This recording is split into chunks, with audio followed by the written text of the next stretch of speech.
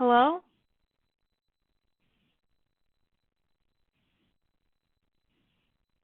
I see that some of you are here. Is it Hajar Kamiri and Yuri Schubert?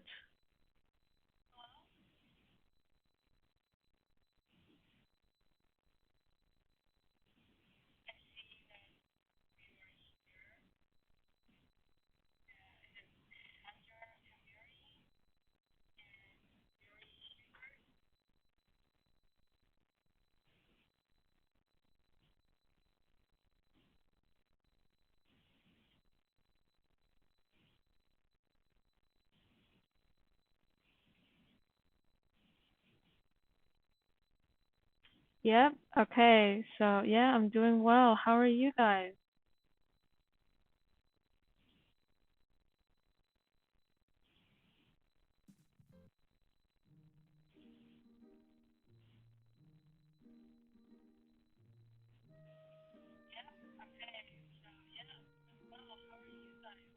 Hello, Anna.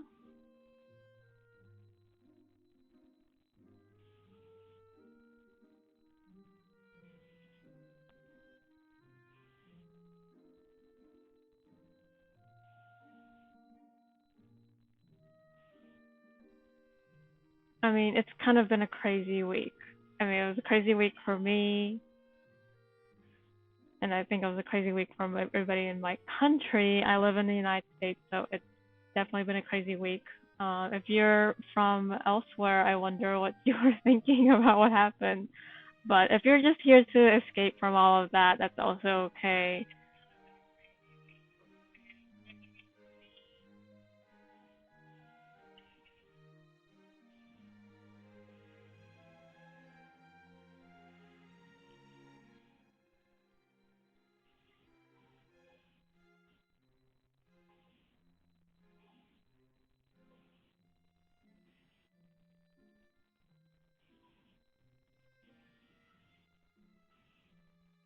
Well, I think I'll just get started with you guys. I think four of you are here, so that's just great. So I just wanted to talk about the Hetalia characters and yeah, good luck guys, TBH.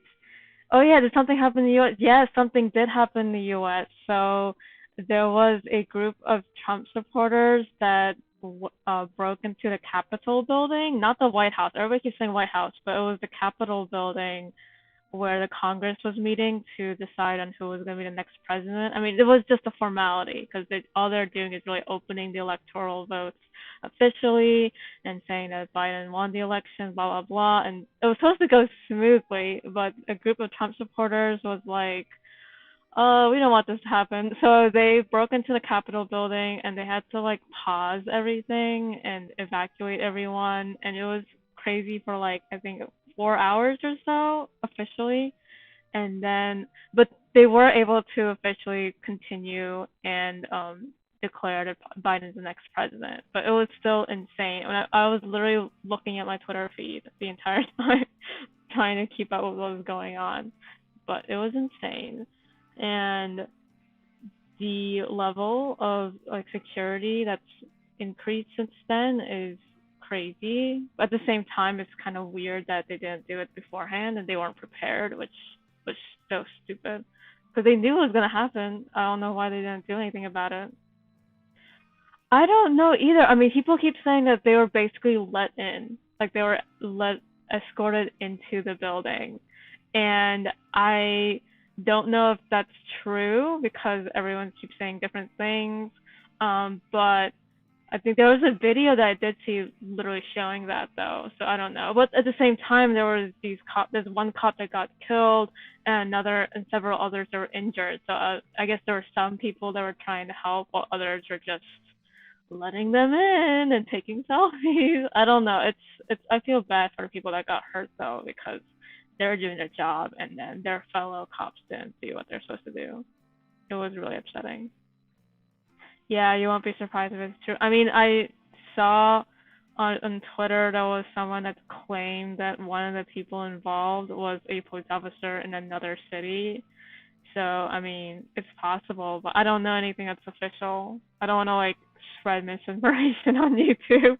But yeah, that's all I know. It's insane. All right. So the whole point of this is so that we can escape all that craziness and look at Hetalia anime characters. And I'm so excited for the new season that's coming out.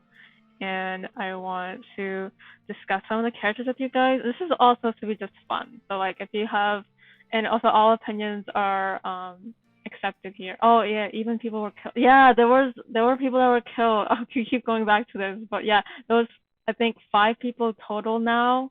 It was 4 people at the scene. One woman was shot by the cops, and then 3 people had medical emergencies, and then the fifth person was a cop that had severe brain damage, and he died in the hospital, I think, yesterday.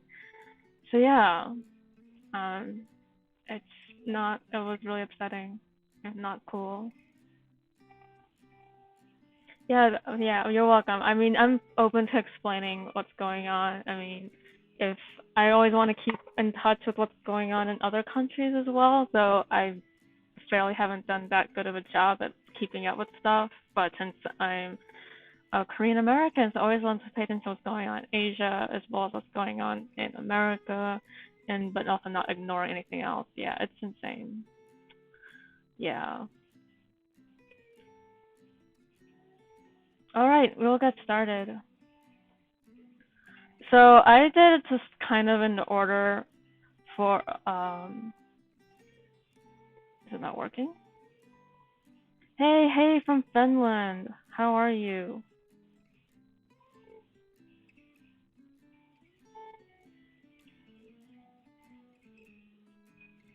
That's weird. Yeah, okay.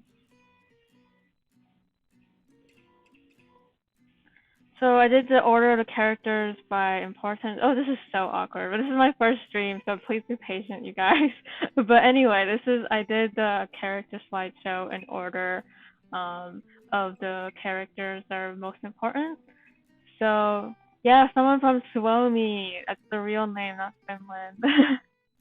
You're great. That's good.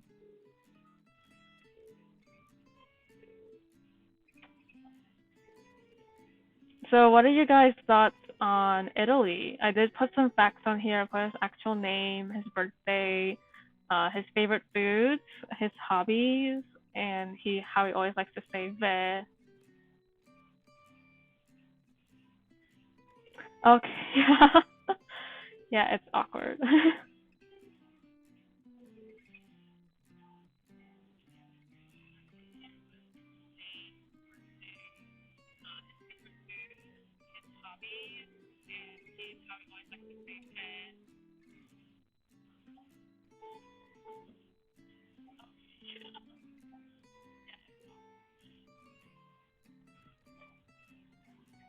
I feel like there's a bit of a lag between what I'm saying and what you guys hear. That's kind of weird too.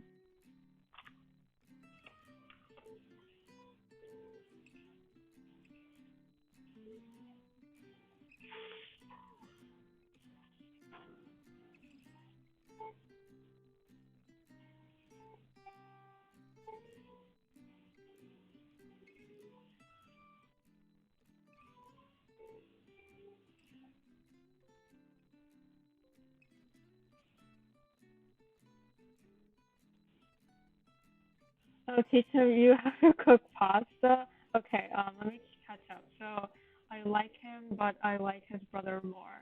I mean, that's fair. I mean, I like him too, but I definitely like Romano more too as well. So I agree with that. And yeah, I was just about to say that, so you agree. You want to kidnap the precious bean and have him teach me how to cook pasta. I mean, cooking pasta. What do you mean by cooking pasta? Like, do you mean like from scratch?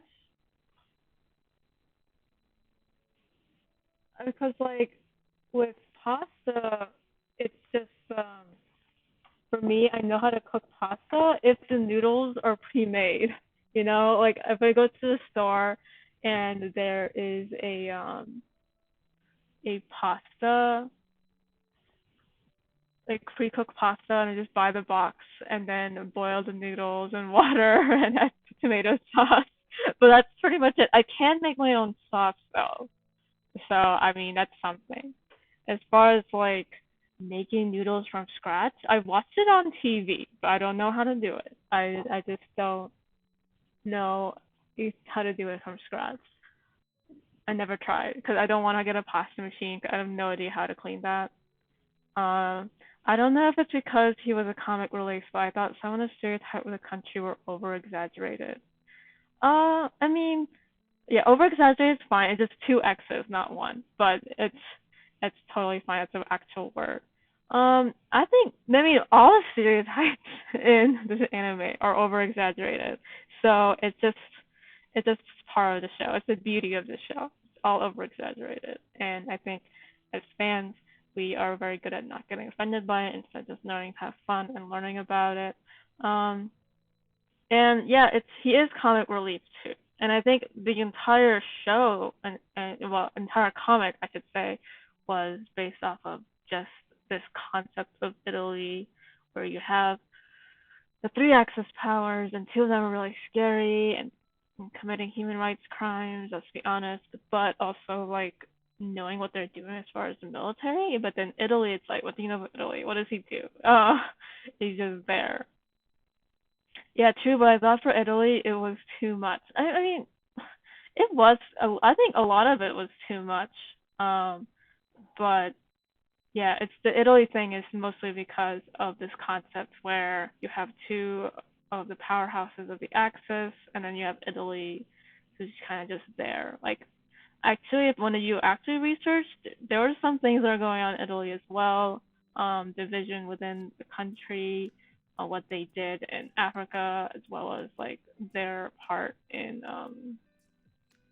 enabling Nazis. So they definitely were not innocent. But I mean, as far as like history class, you don't learn what Italy does. You just learn that it was there.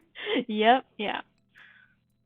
So, I mean, for me personally, I thought um I kind of was more interested in the flashback scenes of Italy. Not so much all of Cheap Italia. Some of the Cheap Italia things are super silly, but I like some of the stuff with the Renaissance as well as and I wish they would show us some of the cool things too. Like there was a scene when Turkey talks about how Italy beat his ass. I wish we could like actually see it more so than like them talking about it. But I guess that would be too expensive to animate or whatever. And also even the comic never showed it explicitly either. But I was just like, oh, that's cool. That's the thing that happened.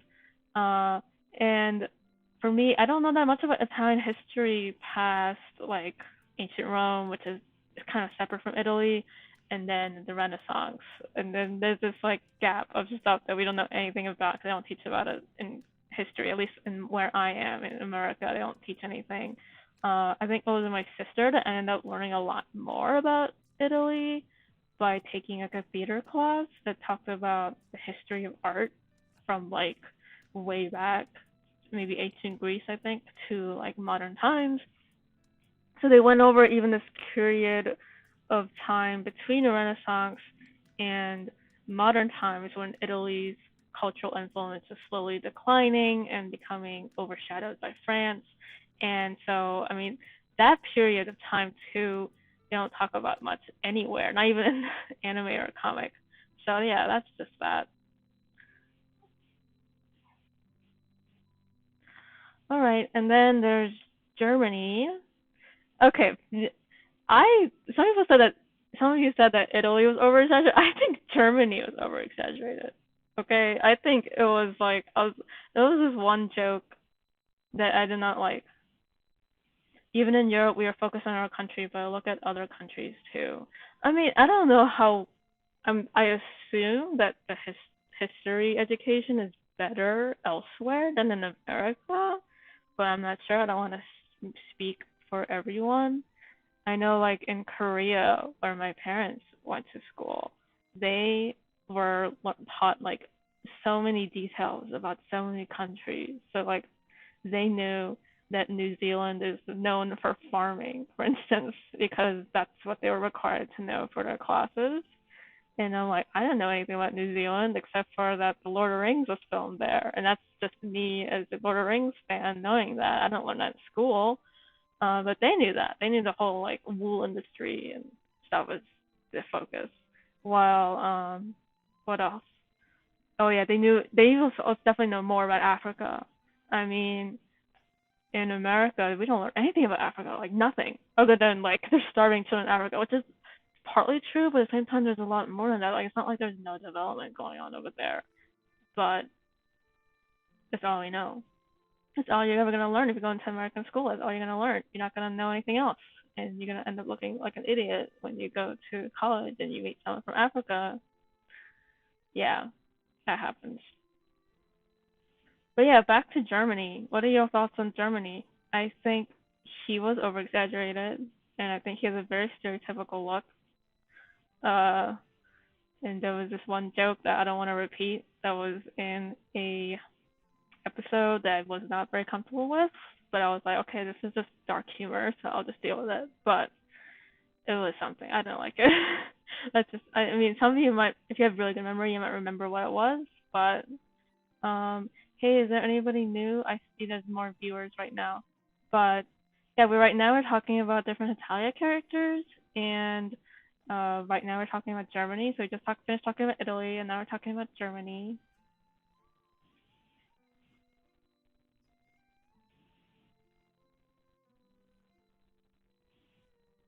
Very stereotypical, which is about right for the show. Yeah, it is.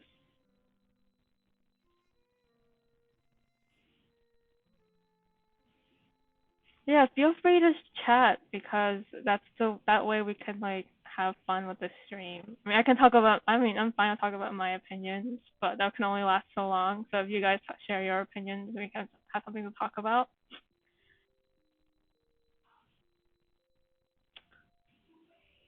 I do like his favorite foods. I mean, well, not beer. I don't drink beer, but burst potatoes. I like those. I was afraid of him, but in a funny way. I don't know how to translate into words. Just that he scared you, but I found him funny. I couldn't take him seriously. The American accent episode with him and Pasha was funny. Yes, it was funny. I think his impression of Americans was like on point in a way, and like Pasha laughing at him was the best part. It definitely felt like two brothers just like fooling around and like nearly getting caught, but they're not. Yeah, so technically, like I should be rooting for them getting caught, but I didn't want them to get caught. And it was really funny how Prussia was laughing at him. Germany is almost the same age as Iceland, but he has to grow fast. Yeah, he's actually pretty young, which is why it was so strange that episode when he thought Japan was really young, because Japan's like way older than Germany. I think the only way Germany kind of gets a pass is that he wasn't born into a like a really small child form like the other countries were. If you read the comic, there is a strip where he um becomes a like new country because the other German states band together to form Germany, and he is actually in the body of Holy Roman Empire. So like Holy Roman Empire died in like a teenage body, and when Germany is born, he's in that body. So I don't know if that means that they're the same person, but they definitely shared a body. So Germany, I mean, I think it kind of makes sense geographically because where Germany is now is what the Holy Roman Empire was before. So there's that. So is he Holy Rome? I don't think anyone's ever been able to figure out if he is Holy Rome. It kind of explained where it's like kind of the body theory is there and it's sort of less confirmed, but they could be the same person. They might not be. I don't know. Germany impersonating the American accent. I think it's the way all Europe sees Americans. I mean, us Americans are loud and annoying. Yeah, we are loud and annoying. I think I'm being loud and annoying right now. And then also we were very loud and annoying this week if it wasn't so scary. Yeah, I think it's the way all Europe sees Americans. I think that's fair. No, I don't think he is Holy Rome. I mean, that's fair. You can think that he's not Holy Rome. I do. I do think that there's a chance that he is, but there's also a chance that he isn't. I'm not super attached to either theory. We literally blow things up for a 4th of July.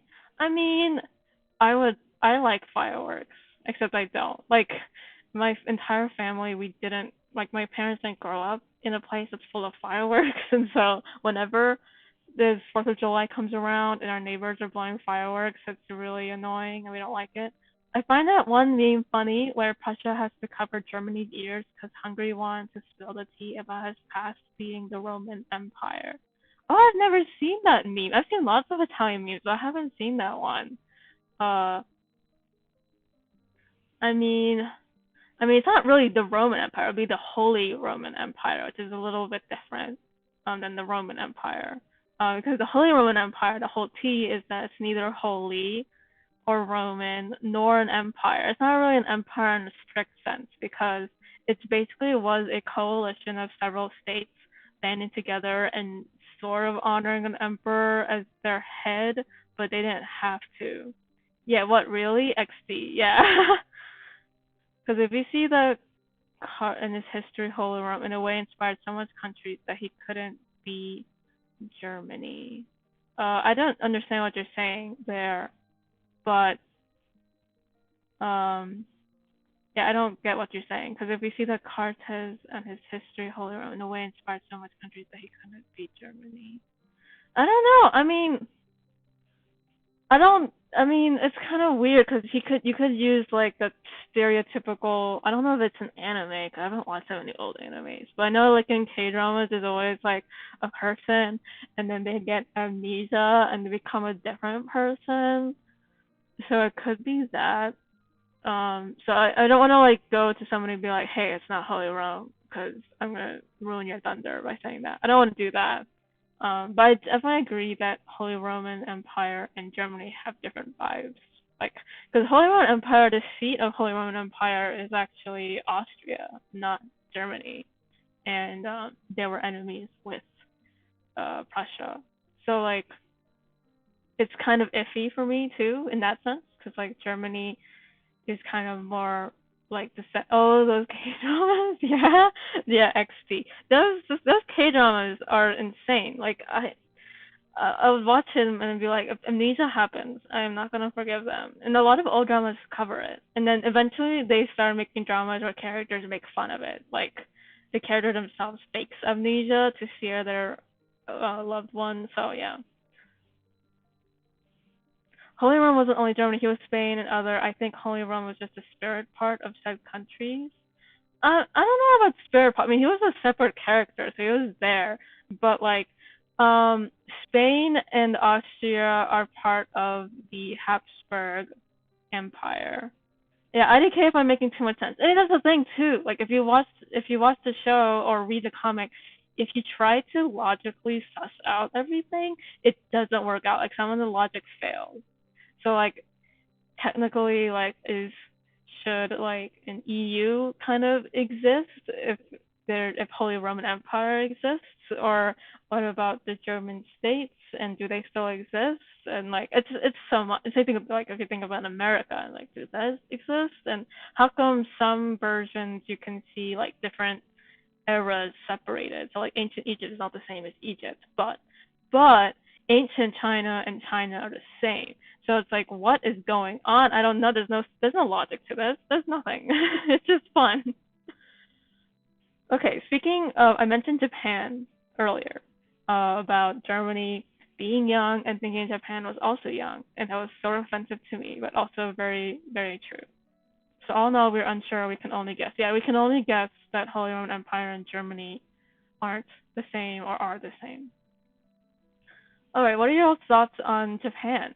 I think I've already kind of talked about Japan in a video where I was kind of mixed about how Japan is in the anime because he represents a time period that I don't like. Plus, there are different parts of ancient China. Yeah, there are different parts of ancient China because like China has like different dynasties and and so are these dynasties like all have their own personas? Like what about the times when it was divided into three states? or when it's divided into 5 states, are those different characters, or is it just China? And like, how did they suss out like who's gonna become like the main like winner of this? Do they just like? I know like if you look at read it ancient Chinese stories. Maybe I should talk about this when I get to China, but I don't care. When you read ancient Chinese stories, and when different states form, they fight each other, and usually the one who has the emperor, like the emperor of the previous dynasty that's dying, wins. So yeah.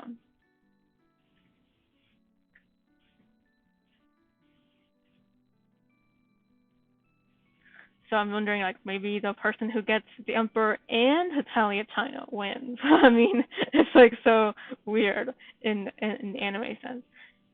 Yeah, anime is from Japan, so they're going to be biased towards Japan. So I have mixed feelings about Japan. I mean, it's anime is from Japan and the writer is from Japan, but at the same time, he seems to be a lot more critical of Japan's actions during World War II than most Japanese people are. I mean, because he has that scene when Japan like literally slices China's back, so like, to represent a very dark moment in history, the rape of Nanjing, I believe. So I will give that the Himaruya credit for, you know, not really sugarcoating what Japan did during this time. Um, so I mean, it's kind of it goes both ways for me. Orange juice. China's older than Grandpa Rome. Yes, he is. For Japan, I was surprised to find him as an adult when the USA came in that one episode, but at the same time, not. Yeah, because Japan should be an adult at that time. When the black ships came to Japan, it was I think the 19th century, and that's that's like right before the Meiji era, if I'm correct. I might be wrong because I haven't like studied Japanese history very well, but um, TBH, I think it would have been interesting to see Japan as an adult like person with a child mind. Um, Maybe. I mean, that's what you think, then that's fine. For me, I don't think that's fair because for a very long time, I don't know about other Asian countries. I can only speak for China and Korea. China and Korea kind of look down at Japan like a barbaric country, and so there's a little bit of a, I guess, racism from those two countries about Japan, and so having Japan be like an adult like person with a child mind, I guess I don't know what you mean by child mind, but if you mean like immature, that would just be a continuation of that discrimination. And so I mean, and then Japan was like, actually we're not barbaric, and actually we're not like less evolved than you guys.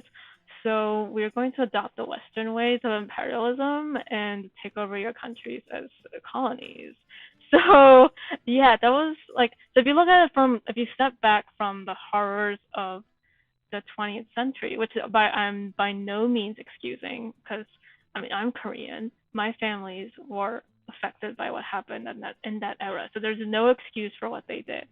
But if you step back and look at history from the long perspective, you can notice that China and Korea were treating Japan very poorly and ignoring their not respecting them as a country. So of course there's this need to feel like, hey, we are a country in our own right. We have our civilization. We are civilized.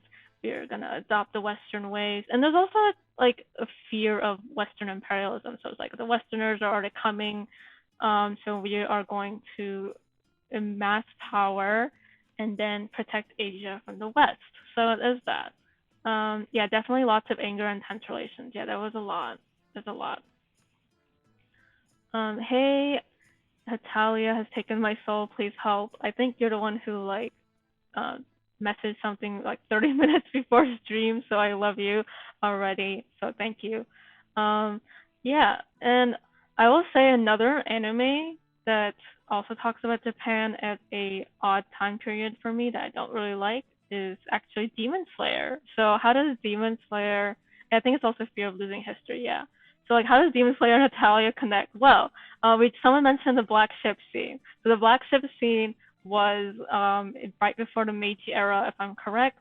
And then the Meiji Restoration is when Japan became a little more westernized. They cut people's hair, ended the samurai system, all that great stuff. And so a lot of people suffered at the time because rapid change is no good, as we all know. Rapid change is no good, and it's definitely no good if the sword is what's causing that change. And then right after that was another emperor. I forgot his name, but he's the emperor during the Demon Slayer anime. So it's around, I think it's around 1910s is where the anime takes place. And 1910 also happens to be the year that Japan annexed Korea officially. So I didn't like that time period at all. So I was like, oh, this is uncomfortable for me. But watching, I love the main characters, and they're nothing to do with the horrors of what their government was doing, and they're just doing their job. So yeah, people fear what they don't understand. That is so true, and I think nothing has changed since like ancient times. It's nothing has changed. We're still fearing what we don't understand, and we all saw that with the capital, and it's not going to get any better, I don't think. But yeah, Meiji Restoration. Yeah, Meiji Restoration is like a period of time in Japan where the emperor is called Meiji, and he established these reforms to westernize Japan. Some of the reforms were good, some of the reforms were bad, and some of the reforms are neutral. It's just that the change was very rapid, and it was some people liked it, some people didn't, some people benefited, some people were hurt. So it depends on who you were, what you were doing, and whether change is good for you or change is bad for you. Um, yeah, Burger Boy, yes, United States of America. So he's on the news all the time these days. He's born July 4th, as we all know. He likes hamburgers and junk food, and I think he's probably really sick right now in real life. If there was going to be an episode about what happened this week, he would probably be lying in a bed somewhere, being really really sick, and someone needs to get this guy a burger before it's too late. His hobbies are sports games, making movies, quick draw, archaeology, and adventures. Boys, it's finally time for America to take the spotlight. I think, and you mean in the good way? Because, like, he's been having the spotlight a few, like, for quite a while, for 4 years, a very bad spotlight. Because of the issue a few days ago, I wonder if he's hurt. Yeah, I know. I think he's really sick right now. I think someone needs to get him a burger so he can get better. Hollywood. Yep, making movies. So I will say I've spent a lot of my Christmas break watching older movies, and I like them a lot better than the movies that come out now, including Wonder Woman 1984. A negative spotlight, exactly. I mean, he already has the negative spotlight though. He already has that. So like, maybe it's finally time for America to have this. I meant in the live stream. Yeah. I mean, he's the first ally to show up on the live stream. Yeah. Real life just is a bit. I shouldn't cuss, but yeah, live in the live stream, he's definitely taking spotlight. What are y'all's thoughts on America? I think he is on point. I don't think I would change anything about him, except that yeah, I wouldn't change anything about him. I really wouldn't. But if you guys would change something about him, I wouldn't mind that either.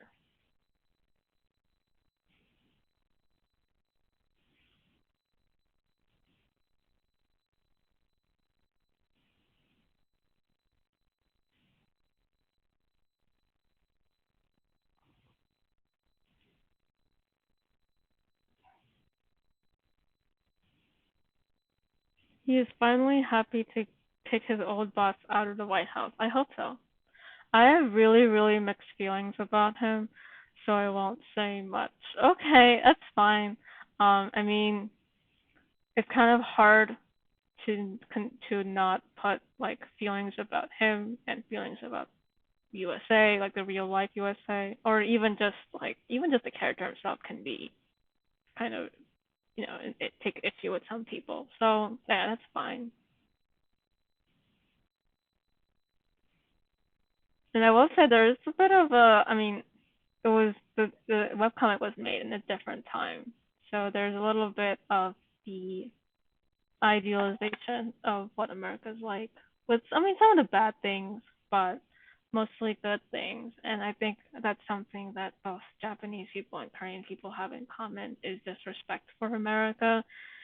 That's currently declining for many reasons, um, including like how we're dealing with the pandemic. Like right now, I wish I was in Korea, but I don't know.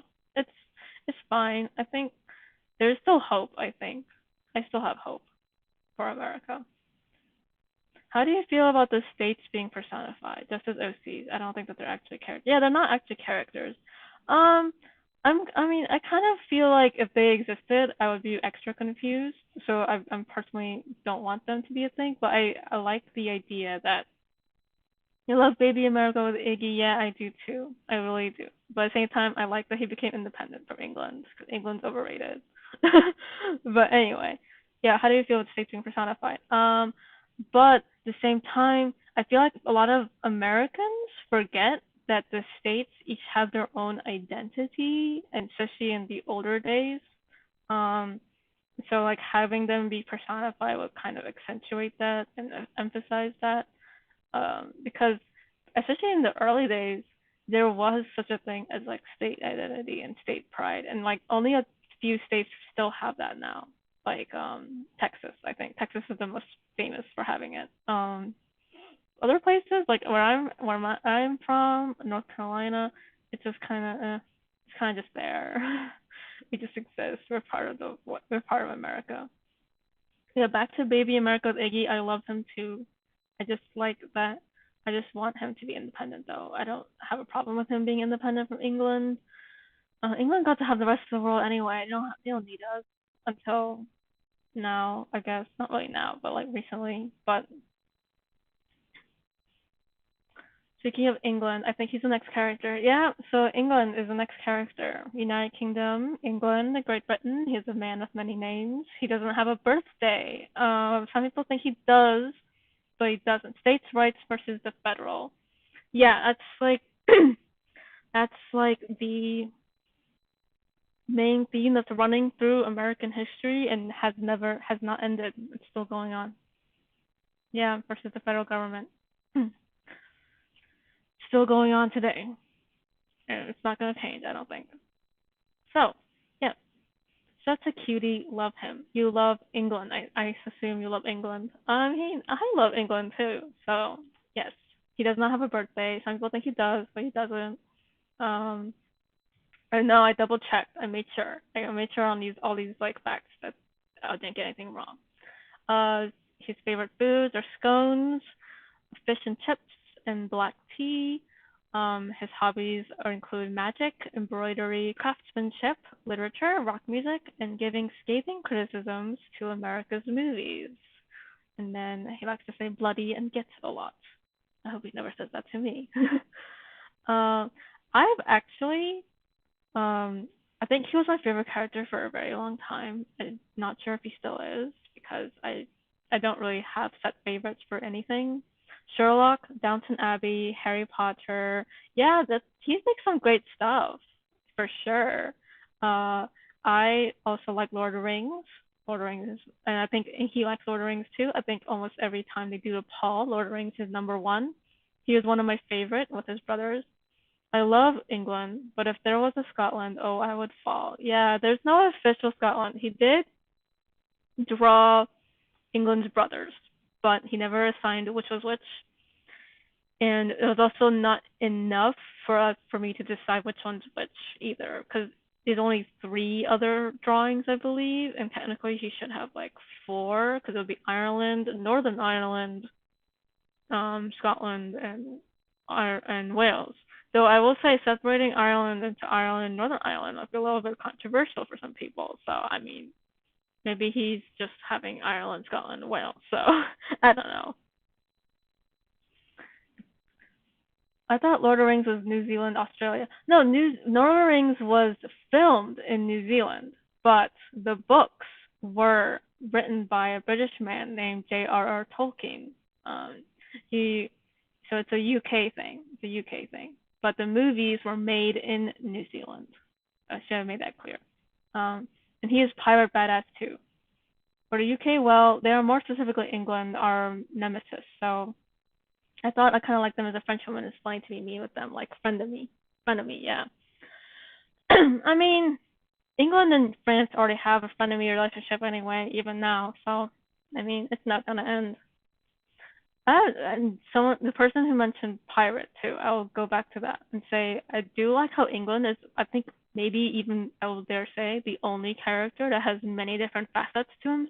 So he's a pirate, he's a gentleman, he is a like he's a detective, he's a spy, he's a he's a drunk, he's like he's there's so many different aspects of this character. He likes drinking tea, and he's refined, but at the same time he's very coarse. So I mean, you can't really pinpoint like what is this guy. He's everything. He's everything. There's nothing that you can name that's not him. Rock star, yeah, he's a rock star, punk rock star, or just rock star like Beatles. Um, and then even with like English culture, you can't really pinpoint like what is that. I mean, I guess American is the same too. Like what is that? What is American cuisine? What is English cuisine? They just take other people's stuff and then make it their own. I mean, even a hamburger is going back to America is just a riff of German cuisine in some way. So it's like, what is something that's their own? At least America has their own fauna and flora. But yeah, punk.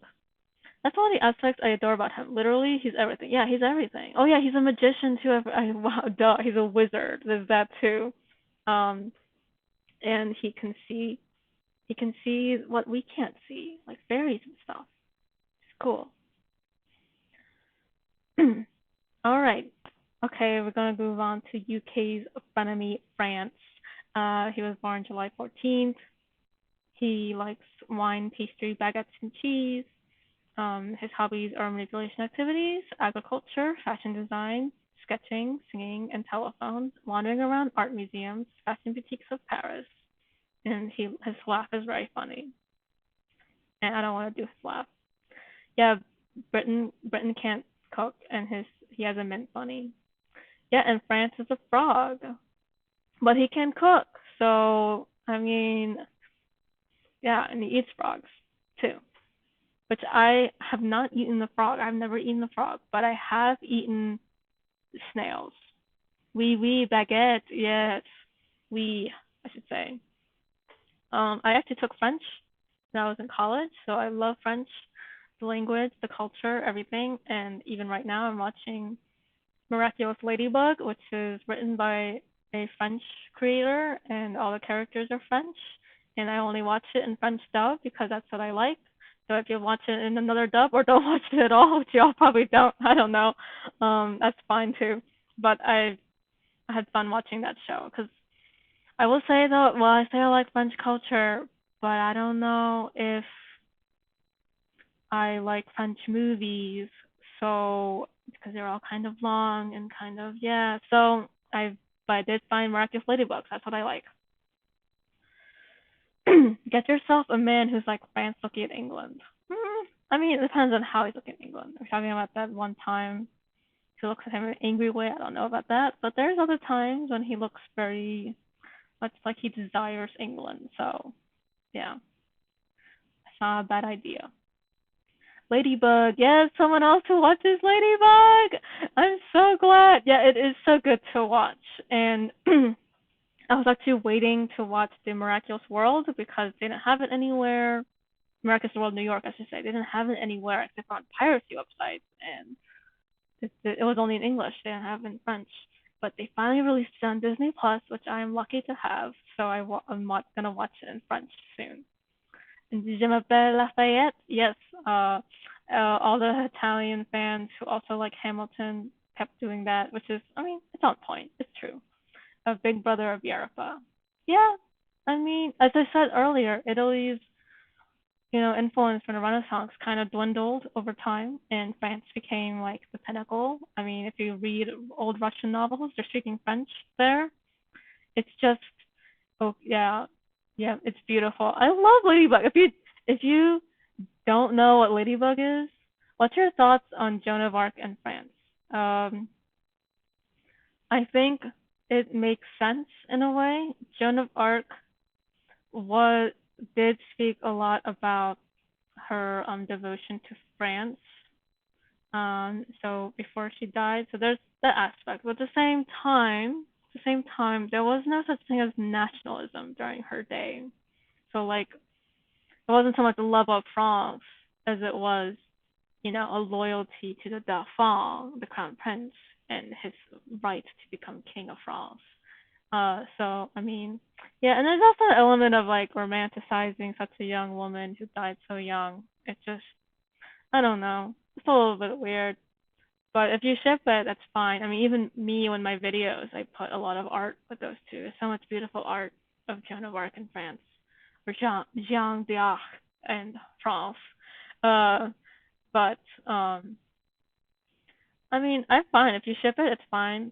For me, I'm also kind of partial to the ship, but I also understand that there's elements of it that some people might not be comfortable with, and that's fine too. So yeah, she just died so young and unfairly too. It's all England's fault. England the murderer.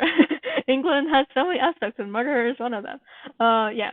Yeah, Hajar, I hope I'm pronouncing your name correct, but yeah, Ladybug is a great show. I love it. If you don't know about it, then I suggest you kind of look into it. I mean, it is kind of a kids show, kind of, but oh my goodness, I love it, and I especially love Adrien and Chat Noir. I love it. Though I don't mind Marinette as well. Marinette is a good, strong female character who's a protagonist. In fact, many historians say that the 100 Years' War was the moment nationalism really was a thing in France and England. I mean, nationalism in the modern sense, at least from the historians that I've read, as well as the histories that I've read, really started with Napoleon era, more so than like 100 Years' War. 100 Years' War was more about like, you know, who's gonna be the king. I support this king. You support that king. Which king has the right to be king of this place or that place? So like the king of England says he has the right to be king of France. The king of France says no because you're descended from a princess, and woman lineage doesn't make you qualify for French rule because that's what our law says, and so blah blah blah. So it's really about who gets to be king of what, at least from what I've read. It was really not until like Napoleon era where it became like France. I'm fighting for France, and I'm fighting for England, and I'm fighting for Russia, and I'm fighting for Austria. I'm fighting for this part of my identity. Because if you really think about it, there's really no real difference especially between like a European and a European, especially during that time. They were intermarrying each other. England and France are not that far away from each other. So yeah, it's not really, it wasn't like this set boundary of who is who and what is what. Um, yeah, but Joan hit England to the face first. I mean, yeah, kind of, but at the same time, like England was the one who started by the English king saying, "Hey, I have a right to be king of France, and because I'm descended from the princess." The woman lineage thing was a BS to be too honest. They just didn't want to have a stranger man on the throne. I mean, yeah, but it's in their written code too. Like the woman lineage isn't eligible for the king, which is why when the line ended, and they moved on to another line. I don't remember which line this was in though. I don't think was it the Valois? It might have been the Valois. But then the Valois line ended, and then what's it? I should know this, but like the next line became the kings after a very bloody civil war. So I mean, it's sort of true. The woman lineage thing is definitely applied to France. All right, that's enough of France. We move on to Russia, next ally. So this is gonna be a really long stream because there's so many characters. So the Russian Federation is was born December 30th, based on that comic, and his favorite foods are vodka and vareniki, and then he likes speaking technology, knitting, cooking, and he likes to say da and laugh in a funny way. Yeah, the idea of France really became a thing. Yeah, that's true. The idea of France did become a thing because before France was kind of just a little like set of feudal like lords and stuff, and yeah, that makes sense because everybody was just kind of doing their own thing, and they didn't really have like they didn't really appreciate what it meant to have a king until then. Russia, I like him, but if we talk real government policy, well, yeah, I mean, let's not talk real government policy. Let's talk character, because real government policy makes things ugly. Russia is a nice guy, but scary. Yeah, he's a nice guy, and actually, um, I do love English literature, but a very, Russian literature is definitely contends to be my top favorite too. I've read Crime and Punishment, which is a Russian novel. I've also read what else have I read from Russian literature? Like War and Peace, um, and Anna Karenina. Those are all Russian literatures. So, so I will say I like Dostoevsky more than Tolstoy. USSR and Russia, would they be two different characters?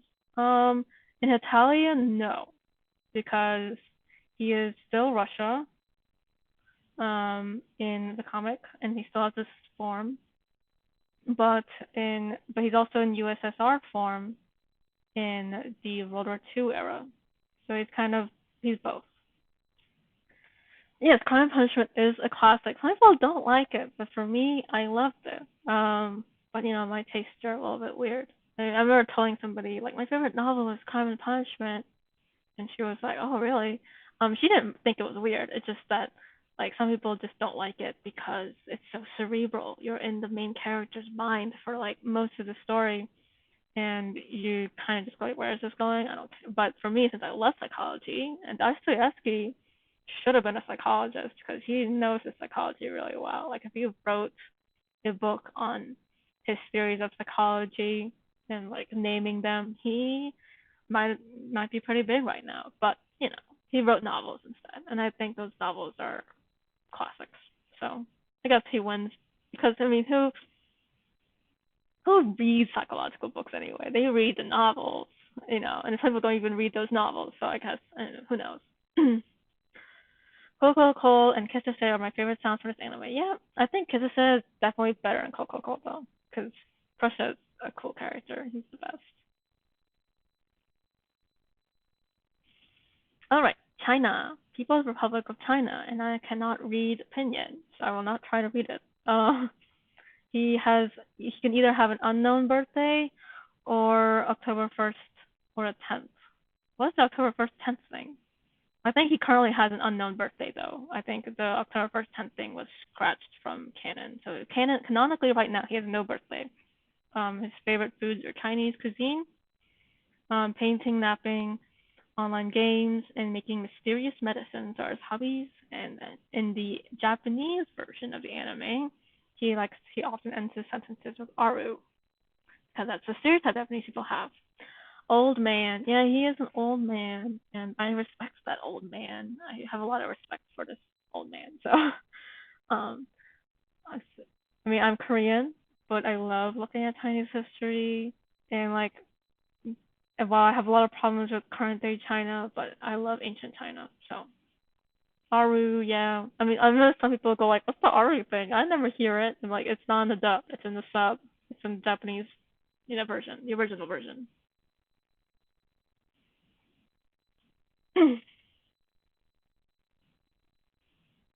The Chinese medicine. Yeah, there are more sounds that are cute. Yeah, Aru, Kesese, Coco, And you also forgot oh from France.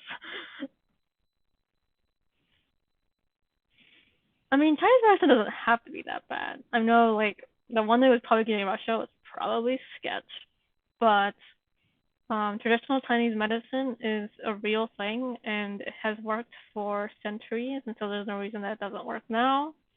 Um, the acupuncture, acupressure, all that great stuff. Those are effective treatments. Of course, you shouldn't get treated for, you know, stuff like cancer without getting, actual treatment like chemotherapy and surgery and all that. But with having, acupuncture as like a supplemental treatment is fine, and it's definitely like helpful for a lot of people. So yeah. I will say Chinese acupuncture is a little bit different from Korean acupuncture. Korean acupuncture focuses a lot on hands and feet, while Chinese is more like all over the body. China loves his pandas.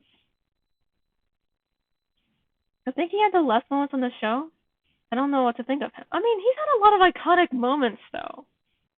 Like Ayo would have been more accurate. My grandma says that a lot. Yeah, it's not like Ayo, Aya, right? Aya, they say Aya a lot. And there's actually a character song that says that's basically called Aya though. It's a really sad song.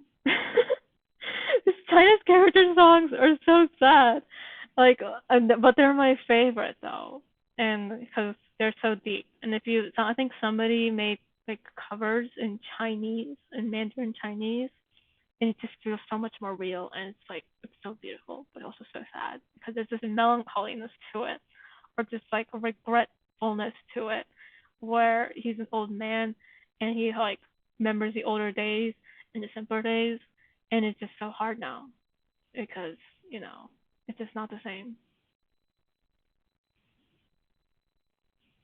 My grandma says that a lot. Yeah, I mean, I don't know any Chinese people personally, so I can't say. But in Korea, they say "aigu" a lot for similar reasons. So I think it's the thing. All right, and then last but not least, ally Canada. Oh, before we move on to Canada, I want to say China has some iconic moments, like when he broke like the walls, and when he got really mad at the Europeans, and then there was there's also a scene when he and America both stranded on an island, and there's also a scene when China meets Japan. There's so much stuff. Like there's also China giving Russia like weird medicines, and like China talking to Russia when Russia jumped off the plane without a parachute. And I mean, I guess he's often just an observer more so than anything, but even then. Oh, there's also a scene when Hong Kong said something was being grown up by his the walk-in ladle, yeah. And then Hong Kong was grown up by England at the time, and Hong Kong said, "Yo, teach" to China, and China got so mad because he thinks that England like taught Hong Kong bad manners, and so he like beat England. This is some funny stuff, it's for sure. My parents were taken to the Hanyak, or a place where they make medicine, and it's really weird. Hanyak is the name for the medicine that they make. The Hanwi one is the person that makes that. Not gonna lie, I thought China was a woman. Don't tell him, please. I mean, China is voiced by a woman, so I mean, you were there. Your ears did not deceive you. Your ears are on point. So, I mean, I take Hanyak, and I mean, it's fine. It tastes bitter, but technically, all medicines are bitter. It's just nowadays in America, they put a whole bunch of sugar into it, so it tastes sweet, but it also tastes disgusting, like NyQuil and stuff. It tastes disgusting, but it without the sugar, it would or syrup, it would be very, very, very bitter. So that's normal. And then if you go to Korea, they have like full like hospitals that do traditional medicine, and it's all formal, it's all regulated, and it's all good. Unlike here in America, where it can be pretty sketchy to go to a traditional healer. It's like, oh, don't trust them. Don't take their word for granted. All right, Canada and Kumajiro, July 1st. The more bitter, the better for you. Yep. Maple syrup, pancakes, ice hockey, lacrosse, and driving on a tractor on his days off. And he often says that he's Canada, and he also is known to say a lot in his sentences. So I will say I've listened to a lot of Canadians on YouTube and on Twitch lately, and they don't really talk like Canada. Like they don't do that. They just talk normal. Like a lot of people just think, but a lot of people just think that they're Americans, though, which is a thing. Um, so that's not false.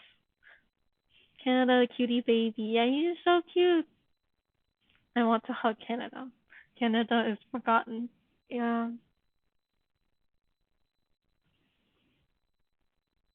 I mean, I like how Canada's designed. I like his character design. I like how he looks like America, but also doesn't.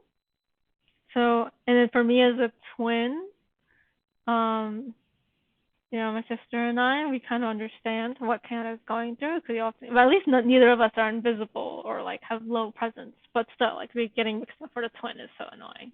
So people forget he helped in World War II. I mean, people forget except Netherlands. They don't forget. I hope. um, Canada was pretty badass in World War II. Yeah, he was badass in World War II, and also people forget Australia. People forget Canada and Australia. And Canada was not only badass in World War II, but he was also badass in the Korean War. Him and Australia. And so yeah, he helped in World War One. Yeah, he did. Yeah, I'm a twin. I never talk about it because it's not, yeah, that's so cool. Yeah, I get that a lot. But she is on YouTube. I don't know if she's okay with me like saying who she is, so I won't say it. But she also does Hetalia videos, so maybe you can suss out who it is. Um, People forget he helped in. Yeah, I talked about that. Yeah, he also helped in the Korean War too. A lot of people did actually. So Korean War should be called World War III in a sense because so many countries were involved. It was insane, for sure. But I guess it's not World War III in the sense that it was in one place, ended in one place, and yeah, except it did not end. It's still going on technically.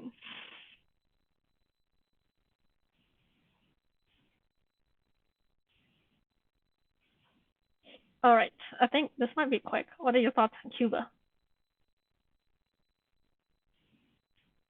Like the character Cuba, not the country. Country is, I mean, some people have mixed opinions about him. I mean, he only shows up, I think, once, and he mistakes Canada for America, and then he becomes friends with Canada, but he continues to mix Canada up for America, and it's so sad. He really does not like America, and for legit reasons, for sure. America just meddles in so many things.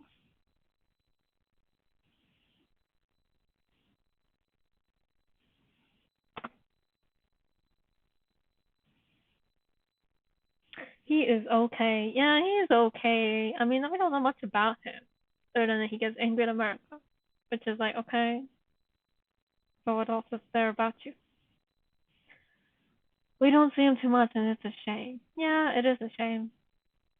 Um, I mean, I never really know much about Cuba because I don't teach about it in school, other than like Cuban Missile Crisis, which is not Cuban history. That's American history. Come on, let's be real. Is There's a Spanish American War that also involves Cuba. I remember him talking to Liechtenstein and Switzerland at the Halloween event. Oh, he did? I don't remember. But I mean, that's cool. All right, next is Spain. I think there's a lot to say about him. Born February 12th. Tomatoes, churros, football, not soccer, but like to American viewers, but like actual football, like what the fuck? You kick the ball around. Reading, siesta, and traveling. The Reino de España. He's one of children how Spain take care. I think it's who Spain took care of. Yeah, yeah, I mean, people like to shit on Spain, but they have been working better at their relations with their former colonies than other countries have, um, especially France. France is he's on the naughty list, okay? He's not doing his job. Anyway, Spain, yeah, Spain is cool, and he has the best ass. officially. I think he's like the Dick Grayson of Hetalia, for sure. It comes to ass. If you don't know who Dick Grayson is, just just ignore what I said. But if you know who he is, then yeah. He is one of the best at football, to be honest. Yeah, he is. But so is Germany, though. Germany is pretty good. So, I mean, handies for everyone. I still don't know what he meant by that. Handkerchiefs? I mean, I know the worst way of thinking was what he was saying, but let's hope he didn't mean that. My sister's actually been to Spain once. Um, I've never been to Spain. All I know is I was so whenever I hear something about Spain or someone says something about Spain, I ask her like, "Is this true? Is this what's going on there?" And she's like, "I don't know. I was only there for like a week." But yeah, you notice it's a kingdom of Spain. They still have a king. They still have a king, and there's a lot of drama with regard to that. But I don't want to get into that. We're trying to escape the real world by looking at Italian characters. So,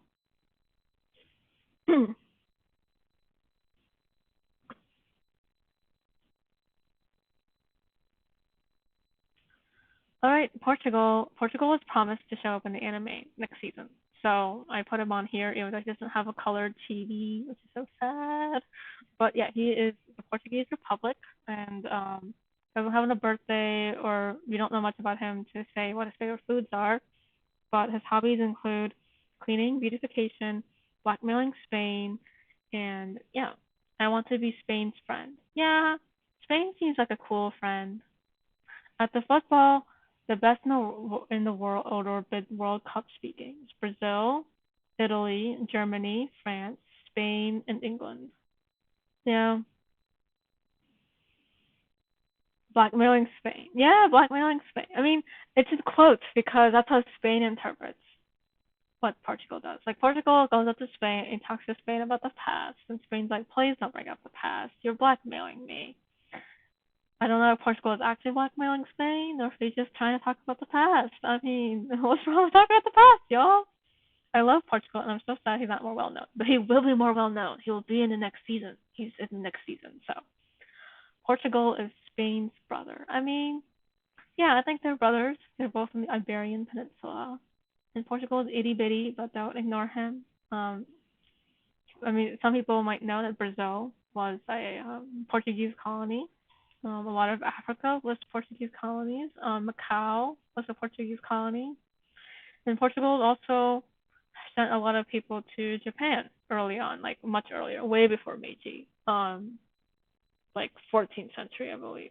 Very, very, very early. And right, and it's so funny. Europeans always show up to the Westerners show up to Japan, and then Japan starts a inter-Asian, invasion scheme. So the Portuguese arrive in Japan in like the 14th century. Japan then attacks Korea and aims to attack China, which at the time was, I believe, the Ming Dynasty at the end of the dynasty. So yeah, and then later on, Americans arrive in Japan, and then Japan, annexes Korea, and then China.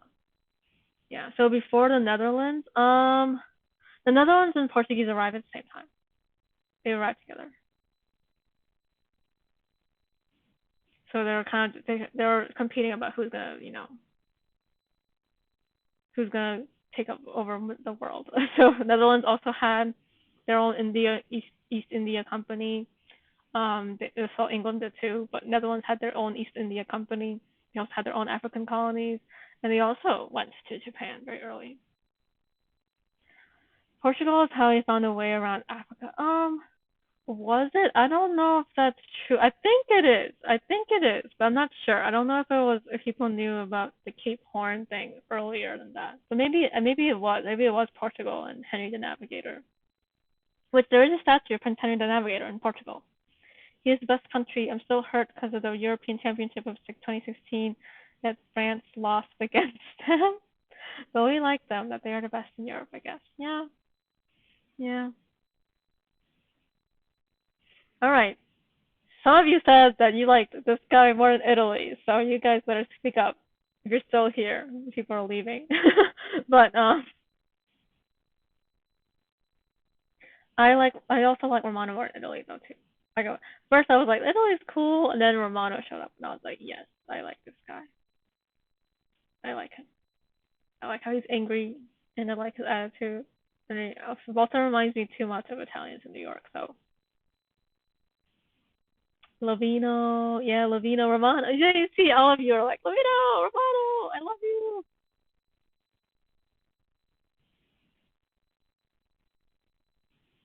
Yeah, I love Lovino. He is so cute. Yeah, he is. He is so cute. The badass. Is he badass? Is he? No, no, he's not. He's not badass. Hitting young girls flashback to him speaking Spanish, speaking Spanish to the Queen of Spain. Yeah, yeah, yeah, yeah. And then he also tried to hit on Belgium too. And he also like yeah, yeah, farming, cooking, and he also likes to do siestas. And he says cheeky a lot. I think in the sub version. And it says bastard, damn it, and hasta la pasta. He likes Italian food. I don't know if there was an episode about it, but there is a comic strip where he works for America, and America protects him from the mafia in America, and in return he works in America's house and makes American Italian food. So if you're familiar with Italian food and American Italian food are quite separate. They have their own characteristics, and so Romano makes a dish that America likes, and that's the birth of American Italian food. And yes, it's obviously an economic success because we love American Italian food here in America. But if you go to Italy, you're not gonna get the same thing. He hates Luddy. Yeah, he hates Ludwig, and for good reason. Yeah, but he also doesn't really like guys in general, I think. So he doesn't mind Spain. Doesn't mind Spain. And I don't think he minds America either. He's a coward, but I don't blame him. Yeah, he thinks he is, and that's good. Yeah, he thinks he is badass. That's cute. Yeah, but would that be cute if he was my boyfriend though? I don't know. I think it'll be cute for like a day, and then it won't be cute anymore. I'm like, when are you gonna like do shit? Um, I know when he's little, it shows that he's not very good at cleaning, but when he's in America's house, he's actually pretty good. He's a hard worker. He's the diamond in the rough, so to speak. Like you don't think he's a hard worker, but he is. I find it really cool that they actually made two characters out of the country because they're different, or at least they've been managed differently. Yeah, that's another thing. There's no sense in Italia, so you have two separate characters for Italy, but we don't have separate characters for other stuff, like the American states, for instance. So like, what's going on? But let's enjoy it.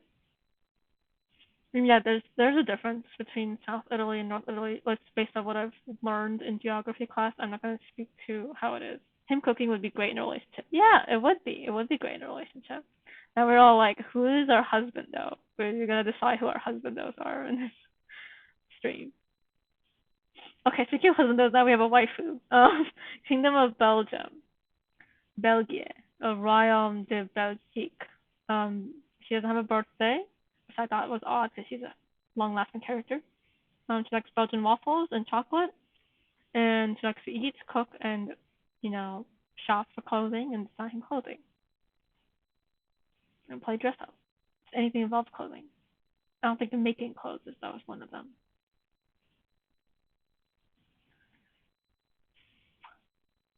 I don't think I've ever eaten a Belgian waffle, like a authentic Belgian waffle. I've eaten many waffles. I don't think I've eaten an authentic Belgian waffle.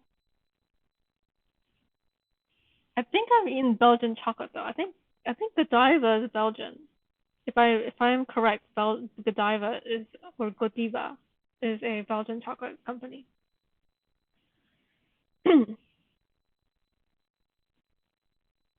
I love her design. Yeah, I love her design. But I'll be honest though, when I first saw her, she had a weird cat Nyan mouth. I was like, what is going on? What is up with her mouth? But I grew to love it.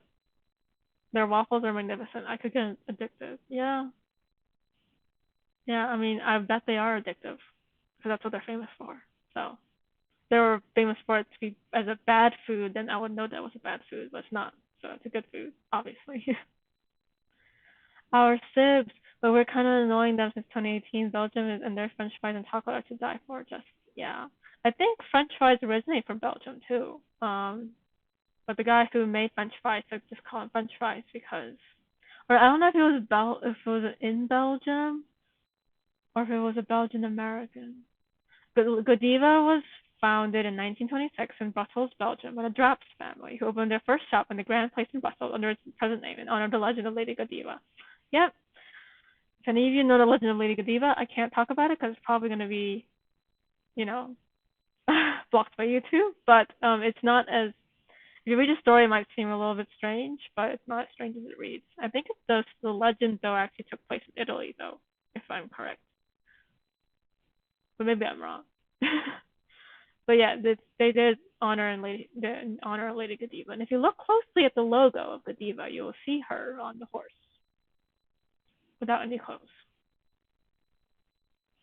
French fries, to be honest, no one really knows who or when created them. Yeah, I mean, I know the guy who made them purposefully advertised them as French fries so they would sell better because people thought French food was all the rage. And French fries used to be a gourmet food. Now it's fast food. So it all started out as like, rich people eat French fries. But not anymore. Poor people eat French fries. Sad.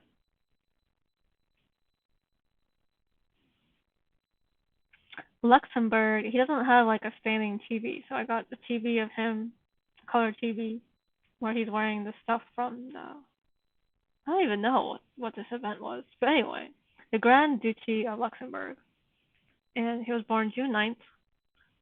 Alcohol, starts drinking alcohol, which is kind of a problem, I'm afraid. And he likes to collect money, and he likes fashion. And I think he's one of the best looking characters in the anime and the webcomics. But he doesn't show. Yeah, Golden Boy. Yeah, Golden Boy. So so the you who watch Miraculous Ladybug, Luxembourg kind of looks like Audrey Young, right? They're both Golden Boys. Oh, is he going to be featured in the new season 2? I don't know. I think he is. I hope he is.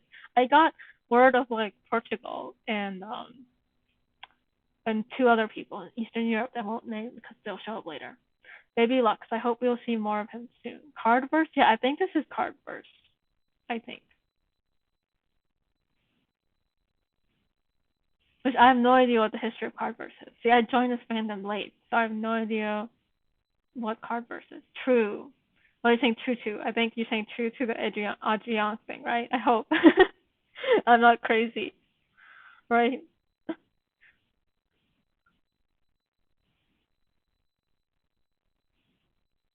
Yep, Cardverse. Yeah, you're saying true to Cardverse. Okay. Yeah, I mean, I have no idea what Cardverse is. I do know what it is, and since I know it exists, I know that there's different suits. Like I know, I think America and England are Spade, and then Luxembourg, what is he?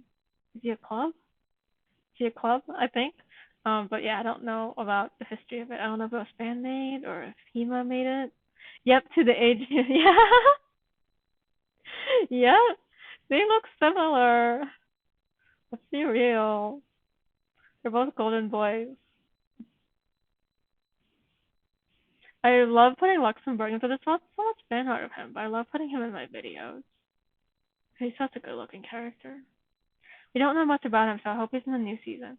Yeah, I mean, the facts that I know about him are from the comic. Uh, he's so beautiful. The characters in the country. I recommend visiting. It's so nice. Yeah, as soon as the pandemic is over, because I'm pretty sure Luxembourg has banned me and all my fellow American citizens from entering, and for good reason. But yeah, once the pandemic is over, definitely. So beautiful. All right, Netherlands. Can't forget Netherlands. He doesn't have a birthday. He likes sweets. He likes gardening, smoking, scamming, cooking, cleaning, and reading. Okay, I didn't know he liked scamming. What? No, yeah, Dutch stuff. I remember when I was little, I was very confused by Netherlands, Dutch, and Holland. I was like, what is going on? I do not know what's going on here. Like, why are there so many? names for this one person or country. I should say. I didn't know he was a person, but like tulips. Yeah, tulips. He's known for that, and there's a crazy story behind tulips. Loki scared me when I first saw it. I wasn't okay. Actually, he is kind of looks scary. I don't know if I was scared, but I can understand that you were scared because his eyes are very. I mean, he's in TV form, he looks cute, but like when he's not TV, he's like just him being him. He just has. He's tall too. I think he's one of the tallest characters. So yeah, and he's just like smoking, and he's got angry brows. He kind of reminds me of Son Hak from Akatsuki no Yona. Yeah, I don't know. I haven't. See, I'm terrible because I say I'm an anime fan, but I haven't watched that many animes. So I mean, I don't know. I've watched I've watched some of the stuff. The scary overprotective bro. Yeah, the scary overprotective bro. That makes sense. So he wasn't scary when he was little, and it was Belgium that was the rich girl, and he was poor. He was not scary then. No, neither was he overprotective. My impression of Netherlands before I watched the anime was from a the the show about John Adams from the PBS show, and there's a scene when they go to the Netherlands and they ask for help from the Dutch. And the Dutch men were just like they were a republic too before being a republic was cool. I don't know why it's called kingdom when they're a republic. Anyway, do they have a king now? I don't know, but they were a republic then at that time, and they were just all looking at John Adams like, we're not gonna help you unless it's like gonna give us money. And they were all dressed up like pilgrims, but in actuality the pilgrims were dressed up like them, but like they had the funny hat, so and the funny like hat with the buckle. So it was really funny. Netherlands people are really tall in general, so that's why he's probably one of the tallest characters. Yeah. Yeah, they're stereotypically tall.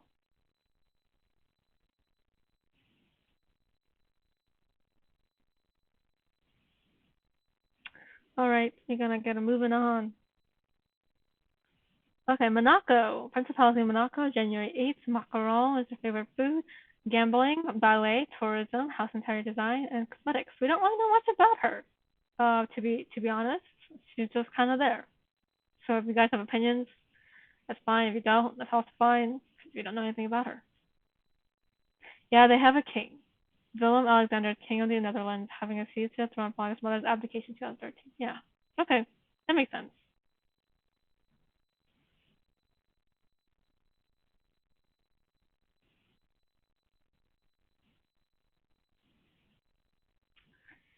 I mean, that's the Netherlands is also like a starting point for the American Revolution. So, because they kept trading with Americans, and England got jealous. Monaco, the Princess of Europe. What's her relation to France? Um, she is a francophone country. I think she used to be part of France, and then she became independent on January 8th, whatever year she became independent. They still are ruled by a prince, and famously, I think Grace Kelly was the princess in there because she got married to the prince. Grace Kelly was a famous Hollywood actress. So yeah, Meghan Markle was not the first Hollywood person to marry a royal in Europe. Grace Kelly was someone too. I think she was France's sister. Yeah, she was France's sister. It was also a little complicated. Yeah, I mean, I think Monaco has a different ancestry from France, but I don't know. I haven't studied it too much. So I'm not gonna say anything. Yeah, if you know who Grace Kelly is, I will respect you because that's some golden Hollywood history right there. But that's all I know Monaco for, and that's pretty much it. Oh yeah, and there's also like I think it's kind of a gambling hub too. So yeah. All right, Denmark. He's also really tall. He does not have a birthday. He likes licorice and alcohol. Very stereotypical. He likes to drink, cultivate organic products, make Legos, and bike. I grew up on Legos, so I love Lego. Monaco is not a microstate. Um, Monaco is like a real country. I think a microstate is like Sealand, right? She died in an accident and it was a tragedy. Yeah, it was. It was a tragedy.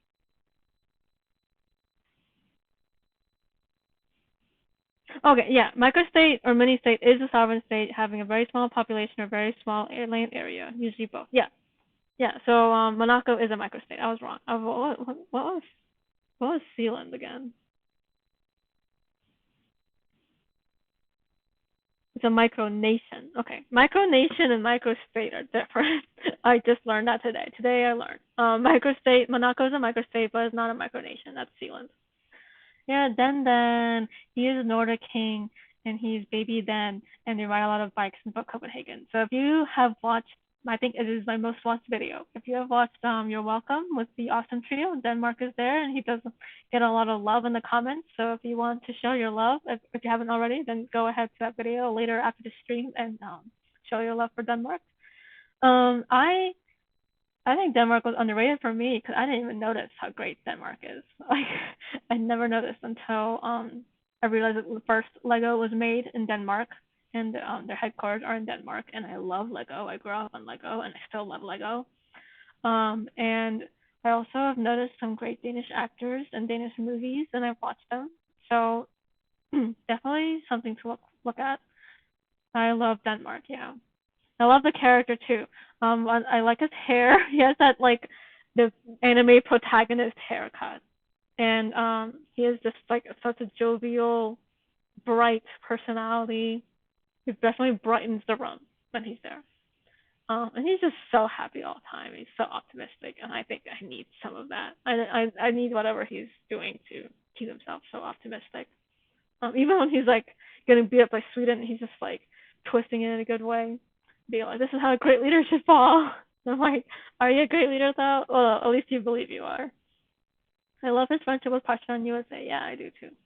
But I love his like relationship with the other Nordics even more. He is the best big brother in Hetalia. Is he? Is he?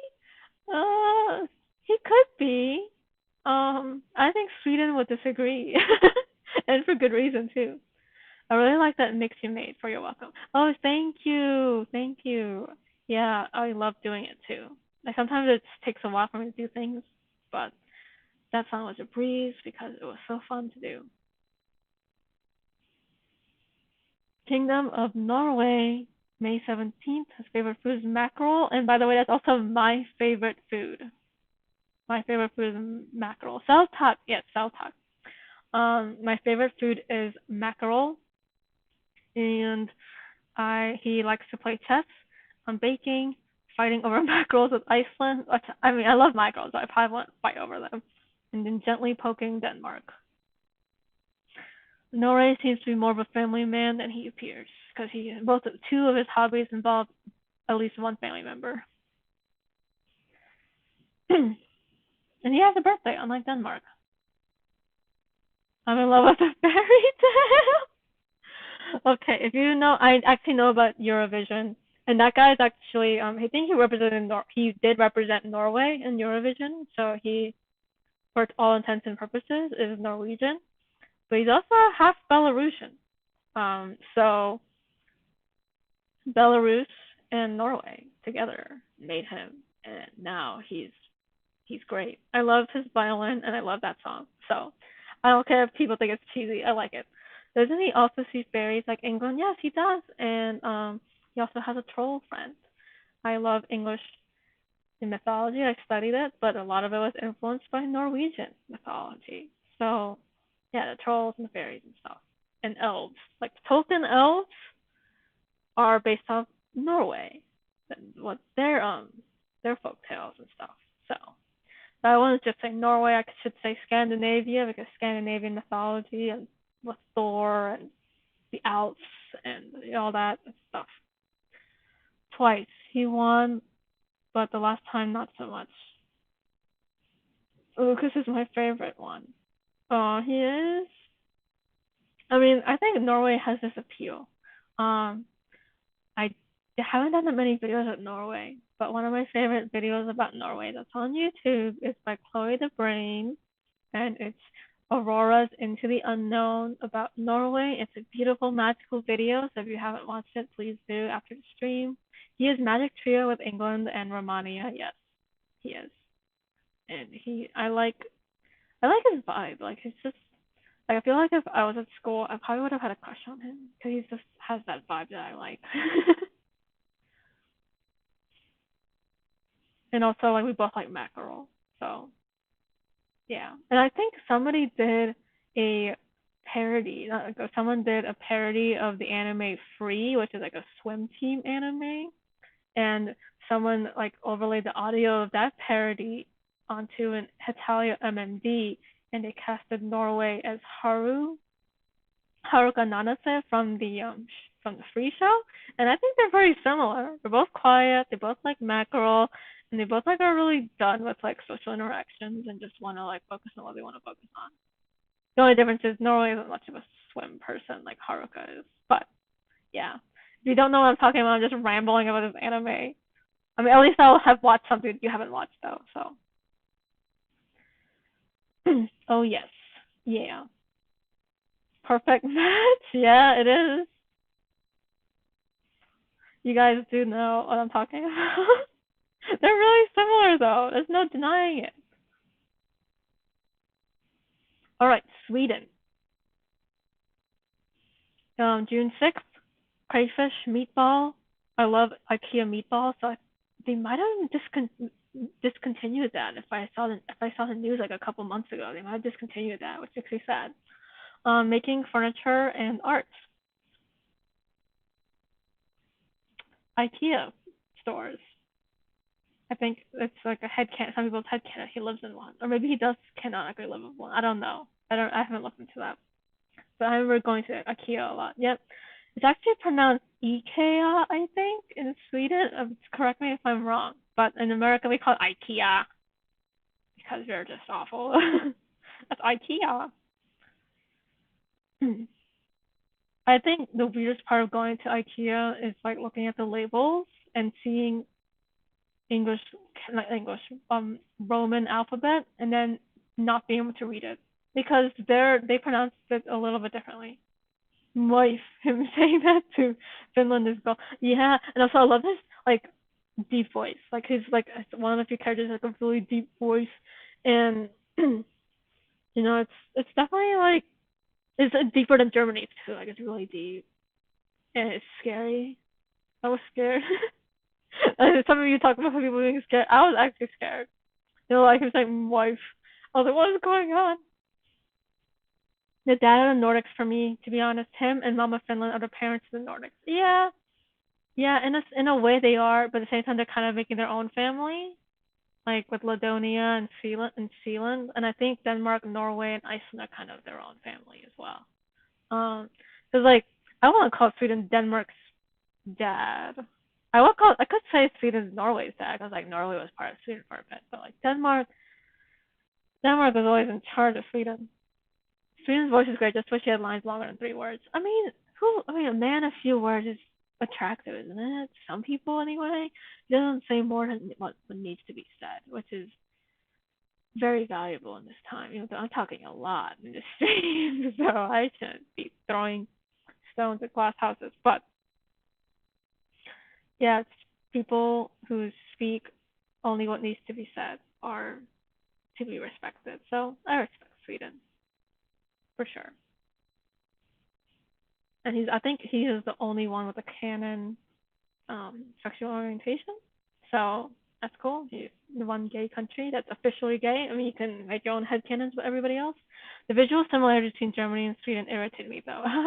Well, actually, there is a trio called the Lookalike Trio with Germany, Sweden, and Germania. Those three look really similar. So,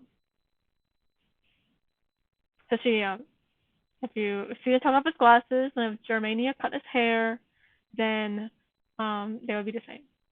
Also, he is dad to Alan. How life with Finland? With who? Are you talking about the dog? Or something else? I know he's like, they both have a dog together, Hana Tamago. I don't know what Alan is. But he's gay. But then I remember you're a guy. Okay, that's good. That's good. So you're not. Yeah. Because that's awkward when you're like, I have this character, but he wouldn't like me because I'm like, you know, our orientations don't match up. But yeah, you're a guy, so that works out. It's good. What is going on? Oh, yep, my slides are messing with me.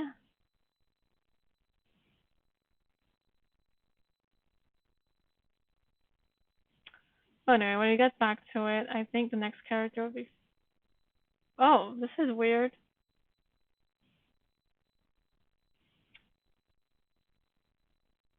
This is the end of the stream. No, let me see. I'll just add a new scene. And then image slideshow. Anyway, while we're waiting, I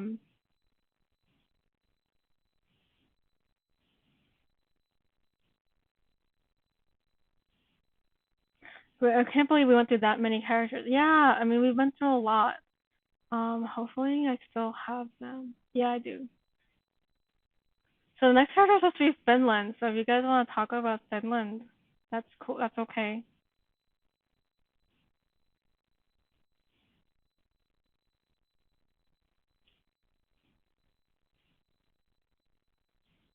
It is acting up on its own.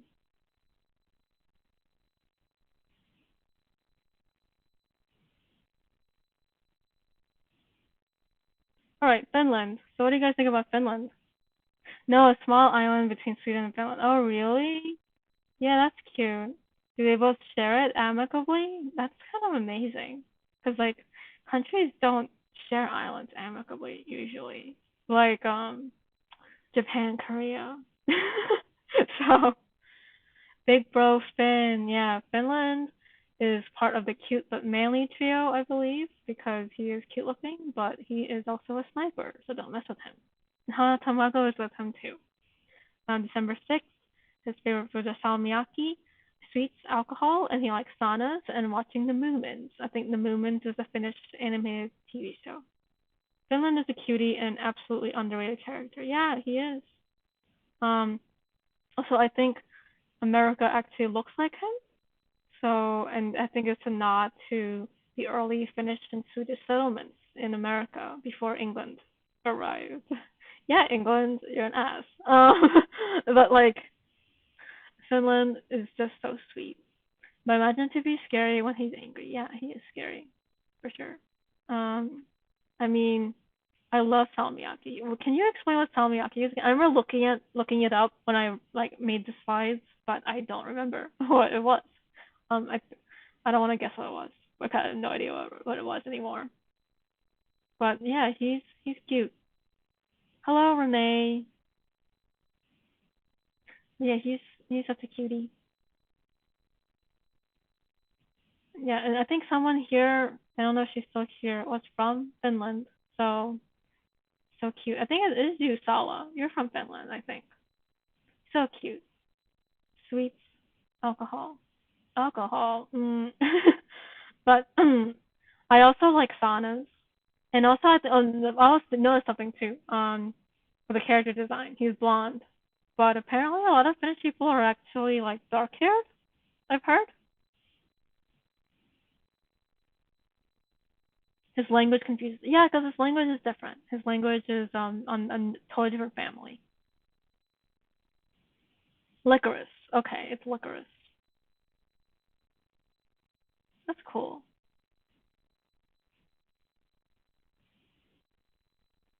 I mean, the Finnish is a totally different family.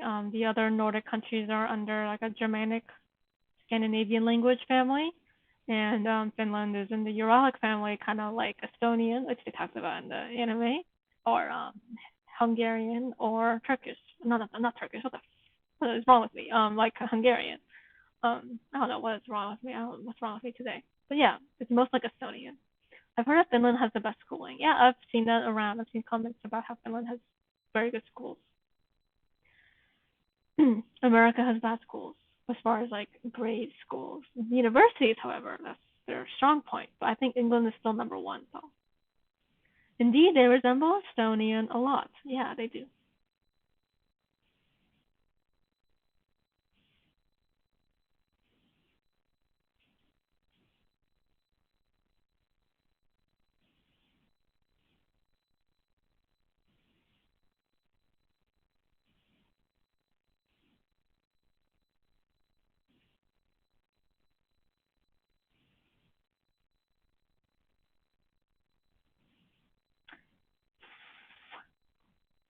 Alright, my hotkeys are not working, so I don't know what's going on.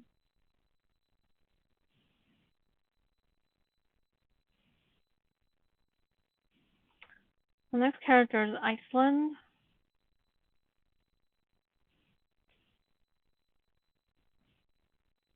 Oh, I see.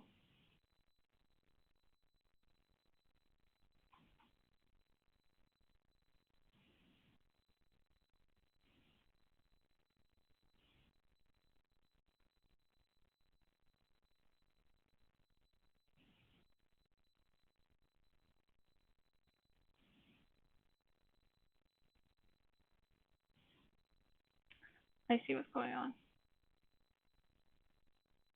Alright, next character is Iceland. Yeah, Ice Baby. His birthday is June 17th, and he also likes licorice and mackerel, as stated before, seafood, and he has hot springs and computers. One of the things I admire about Iceland is that they've preserved their language very well, very, very well. Whenever there's a new word, instead of using that as a lone word, they meet up and talk about what their new word should be. Ice Ice Baby? Oh no, no, no, please don't talk about that song. That song is first of all, I think it was plagiarizing Queen's Under Pressure, I'm pretty sure. So that's that issue, and then it's just that cringe song. It's just cringe.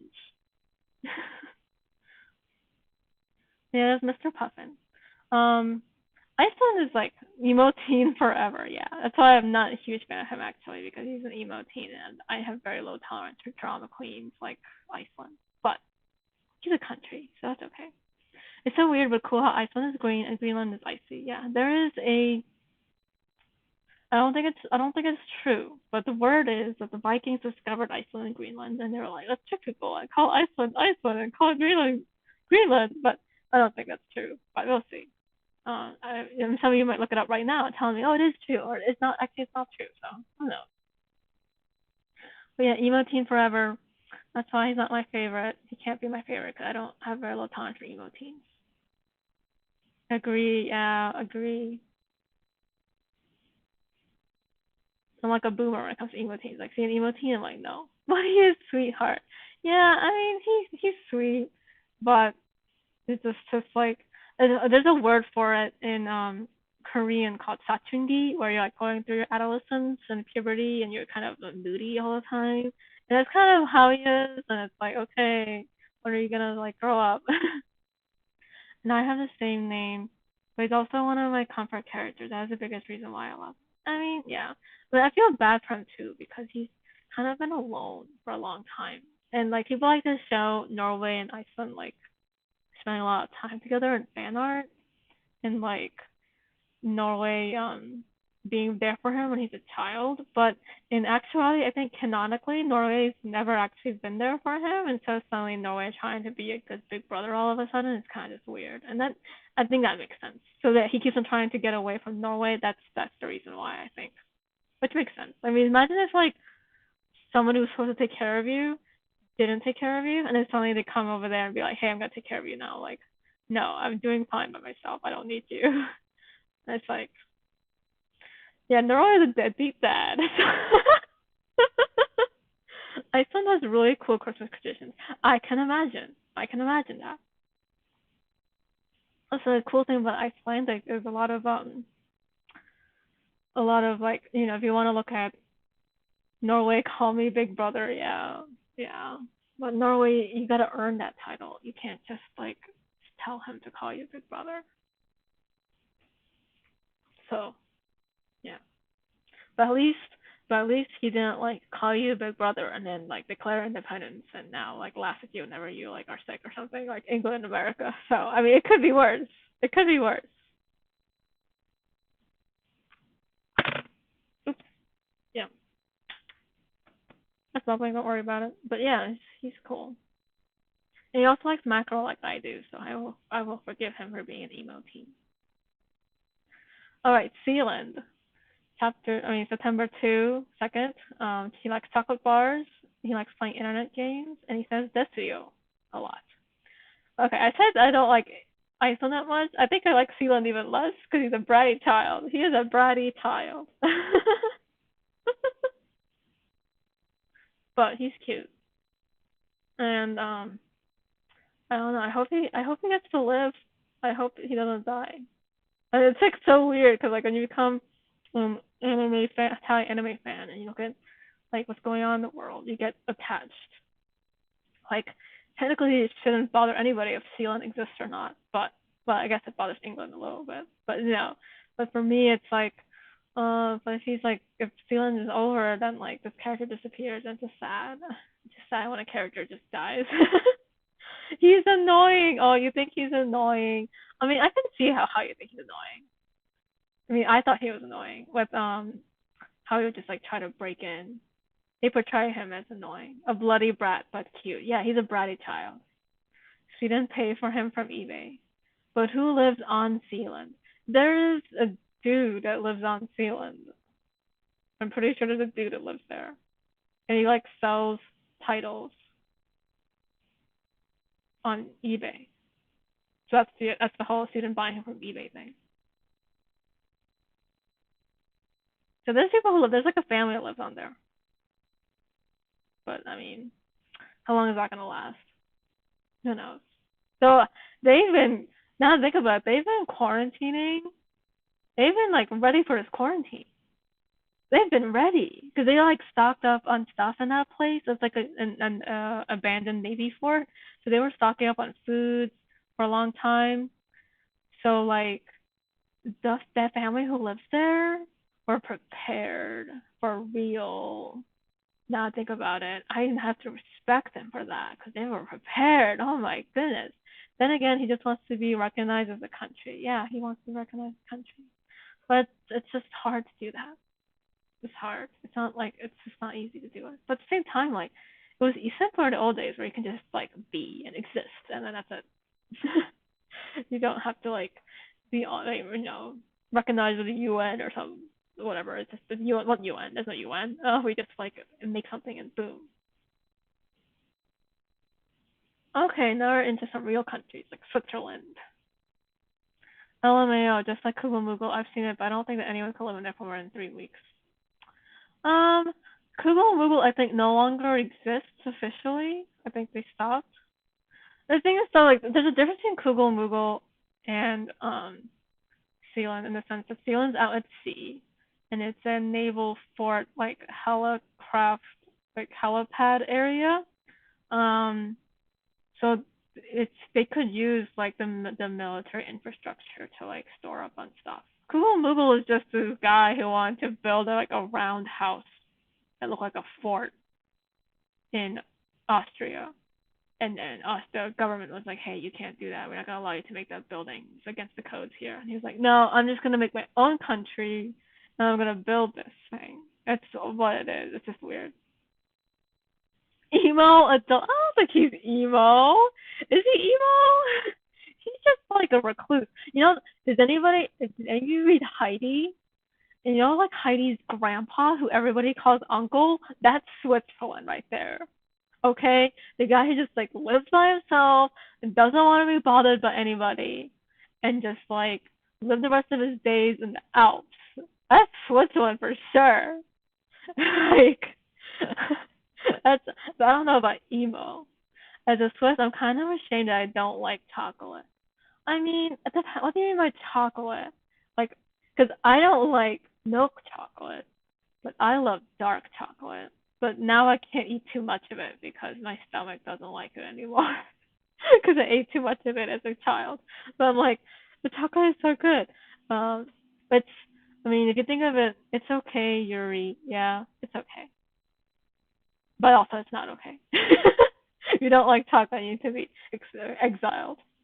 Switzerland loves to be alone, and I respect him for that. Yeah, he was just preparing himself for 2020. That's all it is. When everybody has to be alone. He was prepared.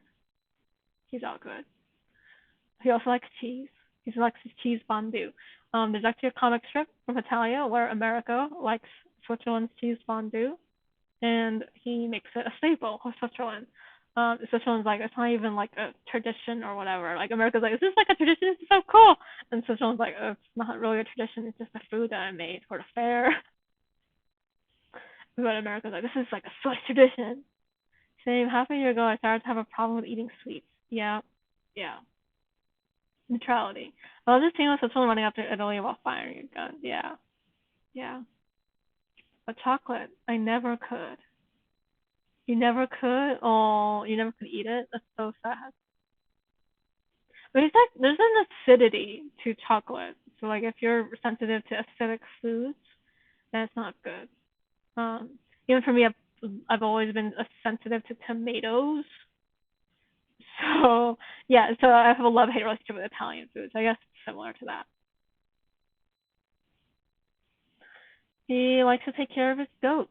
I said like an Heidi, like the Heidi thing. If you, have any of you read Heidi? It's like a reference, but like none of you have responded. That could be, yeah.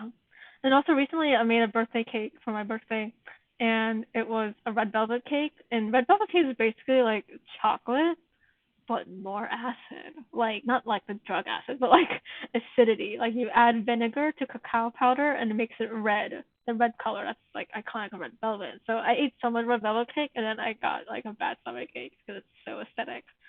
And I was like, what did I do to myself? So I didn't know how. Yeah, Heidi, yes, Heidi. I mean, I don't. I think it would be rude to go up to Swiss person, every Swiss person, and be like Heidi, you know Heidi. But yeah, Switzerland reminds me of the grandpa from Heidi for sure because he just lives alone, doesn't want to deal with anybody, and he's kind of a recluse. Also, what's her face? I forgot her name because I keep mixing her up with Miss Minton, which is a totally different character. But she was so mean, and I hated her. That old lady in Heidi. But I liked Heidi and Peter and Clara. They're my favorite characters. All right, Austria. Okay. I'm gonna say my opinion of Austria. Okay, Austria is my favorite character, one of my favorite characters, and he is. I love him because he can play piano. If you want to get to my heart, he play an instrument, and it is just that's just the fastest way to get to my heart is to play an instrument. I love music so much. Like I played violin and viola when I was in high school, so his version of Marukai Tachiki, when I listened to that, it was so beautiful. I was like, I love the orchestra. I love this classiness. I love it. Everything. Um, he likes chocolate cake. He likes coffee. So that's a lot of acids right there. Chocolate is acidic, and so is coffee. Um, he likes the fine arts. He likes music and the piano in particular, and he likes to bake sweets. Austria, that sassy, handsome, mean boy. Yeah, yeah, he is. And also, if you in the dub, he's kind of a dweeb, but in the sub, in the original, he's like very classy and very like attractive. Like his voice is so silky in the sub. Okay, but he can't walk that far, so I feel so bad for him. Yeah, he's another old man character because he just can't. He just gets tired easily. It was so sad, funny though when China is also an old man. He walks slow but faster in Austria. And Austria is having a hard time walking, and China's like, "Why are you walking like old woman?" So funny. But yeah, he gets lost too. So I made a video called Lost in the Woods, and like Romano, he doesn't really get lost, and like England doesn't really get lost either, but Austria does. He's the one character in that video that gets lost. Man, that scene where he had to center when he's back just killed me. Yeah, it killed me too. Austrian Swiss friendship though. Yeah. He somehow convinced the world that Ludwig van Beethoven was Austrian, Marie Antoinette was French, and Hitler was German. I mean, Marie Antoinette or Maria Antonia is her Austrian name. She is French in the sense that she was Queen of France. I mean, that's no end to it. Also, he's also Ludwig von Beethoven. While he is not Austrian, he is actually from one of the German states. But he did live in Vienna, so he was part of the Austrian music scene. Hitler, I'm just gonna say anything about him. His parents are Roma and Romanian. Yeah, I mean, if you look into the Austrian people and um their roots, it's very mixed. You have some Germanic tribes, you have some Roman stuff in there. You also have Celtics in there. It's believe it or not. So there's some Celtic ancestry in Austria. When he makes snide comments to Switzerland, yeah. I know this is random, but your laugh is amazing. Thank you. Oh my goodness. Oh hi France. You bonjour? Yeah, yeah, that's France. That's the France's um thank you for complimenting my laugh. How are you? How are you, Francis? How are you doing? So role playing as Francis, which I admire. I could never do that, but I admire it when other people do it. I'm good, thanks. What about you, mon ami? But anyway, well, those two are talking amongst themselves. Let's continue talking about Austria. Um, also, there's this famous meme about all the Hetalia characters and the jokes that Austria looks the gayest, and it's actually the most straight because he has a canonical relationship with Hungary. They have since divorced, obviously. I don't really agree with the looking gay thing from like a truth standpoint because there's no such thing as looking gay. But yeah, the meme was still funny. Um, what else about Austria? Oh, I was watching the British baking show, and there was one challenge where they had to make a Austrian thingy-majig, and I think it was called a Spanish windtorte or something. And I was like, but it's actually Austrian, and I'm like, okay, that's that Austria-Spain relationship, because like Austrians are obsessed with Spain. And it was actually also speaking of Marie Antoinette, there was another French queen who was known as Anne of Austria. She was Louis XIII's wife, and they called her Anne of Austria, but she was actually from Spain. And the reason why they kept calling her Anne of Austria is because she was from the Habsburg line. So, completely agree with you on looking gay. Yeah, there's no such thing as looking gay. That's not right. Speaking of Austrian-Hungary's relationship that didn't last, they ended up, breaking up. Um, there's Hungary, and she does not have a birthday, but she does celebrate her June 8th anniversary with Austria, even though they've since divorced. People like to say like don't ship them because they're divorced, but at the same time, there's been, as far as like the comics are concerned, there was a Valentine's Day event when they were pretty lovey-dovey with each other. Like Hungary like looking out for Austria, Austria trying to get a ship. Do you ship Pruas or Ozhun more? I ship I ship Ozhun more than Pruas, but I like Prussia and Austria's dynamic a lot because there's that. It's like there's a funny MMD with Hetalia where like Prussia and Austria like are fighting over Hungary, but then they decide that it's better if they're just together, and that was really funny. I was like, yeah. There's also Pruhan. I like Pruhan too, but I still like Ozhan more. I'm sorry if you like Pruhan. I have nothing against you, but I like Ozhan more. Strong, independent woman. Yeah, she is. She really is. She likes to ship people. She likes to hit Prussia. She likes to sing scary songs, and she likes cute things. And she likes to listen to Austria play piano. She's one of my favorite characters. Yeah, but she's definitely a role model. Like when I first saw her, I thought she was a clear role model for sure. If all of them just do less than savory things, but not her. I ship literally everything, but I'm more on Pruhan. Yeah, I respect that too. I mean, there's that, going back to K dramas. There's like the childhood thing aspect of it. Like in K dramas, it's like I always usually ship the ones that have more of a longer like tie. Like if they knew each other as kids, I ship them more. So I think if it was a K drama with Prussia, Hungary, and Austria, I might have shipped Pruhan. Let's be real, because they know each other since they were young, and that's always like gets me. So yeah, she helped Feely growing up. Yeah, she's really did. Yeah, she did. Did a lot better job in Austria. Like Austria was kind of a meanie until he just got over himself. Childhood lovers. Yeah, I don't know about lovers, but in K dramas yes, but I don't know about in canonically with Prussia and Hungary. I don't know if they're childhood lovers. Also, I thought Prussia was like kind of a meanie, but that scene when he saw Hungary wounded and then he gave her his jacket and he spoke in his real voice. You know what I'm talking about, right? That's just that touched me in my kokoro. That touched me in my kokoro for real. I was like, he's a man. But yeah, that's that's the thing. Also, Chloe the Brain has a lot of cool stuff with the frying pango. Which I mean, let's be real. If you really like them, you would ship all three together. So the frying pango, relationship.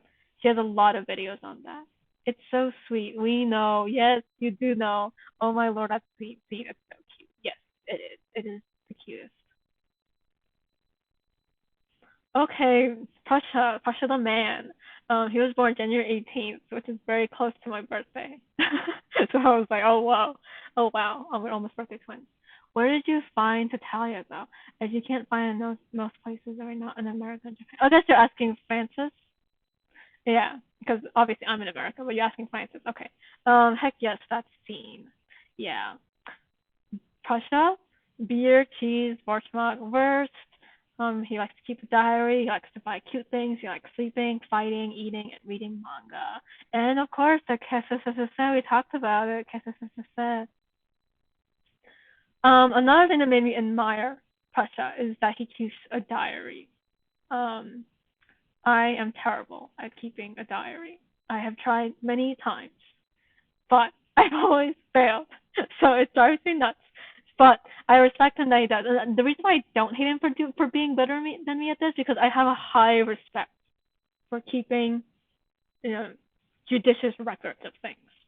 So in Korea traditionally, if you've watched Rookie Historian on Netflix, if you have it, it's that goes over it in more detail. But historically in Korea, they would have people literally chronicle every interaction the king would have in his day and night, like every time, all the time. Like this person is always with the king even when the king's in the bathroom. Okay, so like, um, the importance of keeping records it's very important in my culture.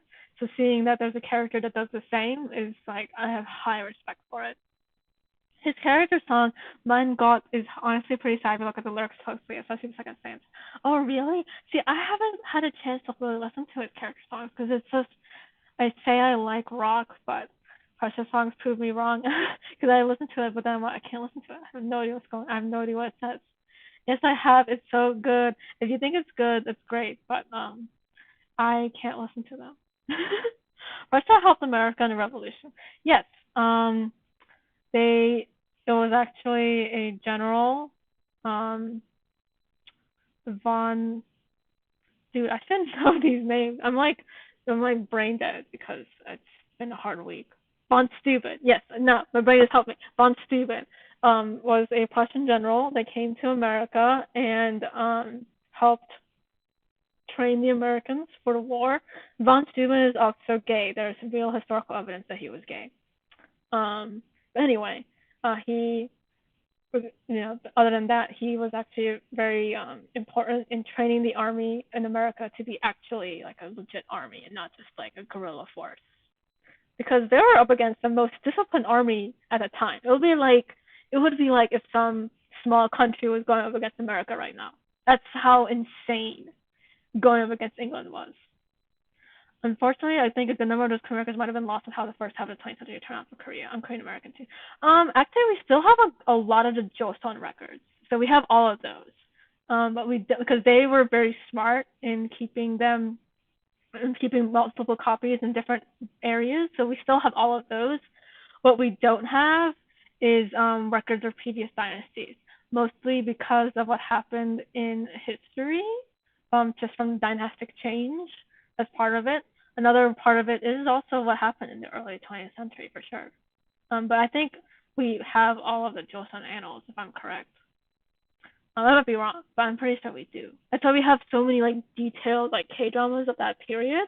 While when you watch K dramas that take place in early dynasties, you get some weird like stuff. You're like, what is going on? But yeah, we have to, because even during Imjin War, which is when the Japanese invasion, I think the 14th century, it was just we lost so much of materials, but we did not lose the annals. We still had them. Like Silla Bektagaya, yeah, we only have um later records of those histories. So like we have records that are written during I think the Godiva dynasty. Um, they wrote down some stuff. Oh, they're talking about Korean history. I'm sorry if you guys aren't interested, but yeah, there's so many Koreans on here. But yeah, they wrote down like what their versions of it, but a lot of it is kind of like changed up to match a certain narrative. So none of it is hugely reliable. It's not the same as like the people that were like there, present, writing down like verbatim what's happening. So okay, Czech Republic. She will be in this anime. She will be in here next season. So I'm going to go now. Thanks so much. Yeah, thank you. I know this stream is running so long, but yeah, you can. People are gonna drop in, drop out. It's fine. It's taking so long. So yeah, this is the Czech Republic. He was friends with Lithuania once, but neither of them remember this. Yeah, yeah. I mean, I don't. Maybe they were, maybe they weren't. I think they were, but like, depends. I don't know. Is Prussia before Teutonic Knights, or is it just Teutonic Knights? Are you gonna keep the stream up when it's over? Because I have to go soon, but I would love to watch it. It's okay if not though. I'm probably gonna keep it up. Though I wonder how many people are gonna watch it. It's just me rambling for like hours. But yeah, if you want to watch it, I'll definitely have it up. Yes, we get another girl. Yeah, we do. I mean, she's already been in the comics. There's already several scenes with her and her brother. I will not name until he will show up next slide. And with Austria, so she was under the Austrian-Hungarian Empire. So there's that little bit. You get to see more of, ruthless Austria. You get to see a little bit more of that. And so you did get to see a hint of it when he was taking care of Italy. So you get to see a little bit more of that in the comics, and hopefully it'll be in the anime. We need more girls in Hetalia. Yes, we do. But at the same time, like, there's some. I love rambling. Thank you. So, I have a friend who dislikes Prussia. I see that up there. Oh my gosh, what?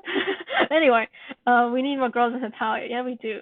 It's just that it's people who just don't harass the girl characters because they go like, "You're breaking my ship," and like, no, they're not. They're just existing. Leave them alone. But yeah, I love her design. I really do. Looks like it took a while for him to design the characters, but this is what his finalized design for Czech Republic. She looks cute. And you notice I did put her in my video for Speechless from the live action Aladdin. So yeah, she's in that video. So she was in the comic before, but she's finally gonna be in anime next season. Okay, this is her brother, a Slovak Republic or Slovakia. And there's nothing, we don't really know anything about him other than that he really admires Czech Republic, and he's very messy. He's not very good at cleaning up after himself. The Czech Republic, once they divorced into two separate countries, she noticed that her place wasn't so messy anymore without him there. Yes, she's very cute. Yeah, I think Slovakia's really cute too. I think he's another cutie. I think he's gonna be popular for sure. I just hope that Czech is also popular.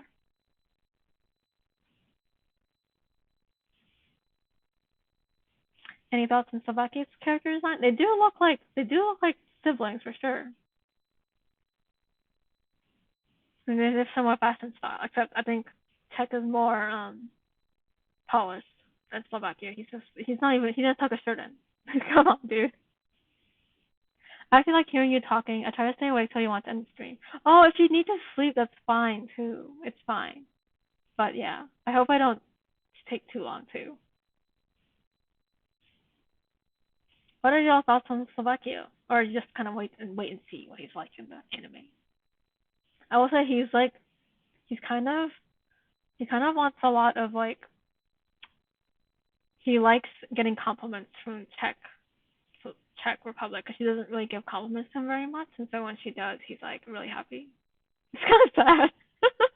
It's kind of sad, but yeah, she's like, you're actually not great. You're actually not that bad. You're pretty great. And he was like, oh really? You think I'm great? And then they're both scared of Austria.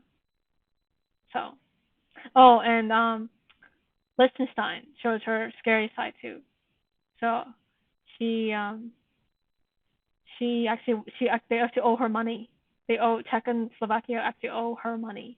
So it was Czech who the house was in. Maybe, yeah, maybe it was. But anyway, her place is he kind of low key looks like America. Yeah, he kind of does. It's night and I'm not tired. Yeah. Um, he does look kind of like America. He even has like the little thingy, the hair thing. It takes him on the front and the back. I didn't notice that, but yeah. Night and I'm not tired. Yeah, I'm not tired at night either.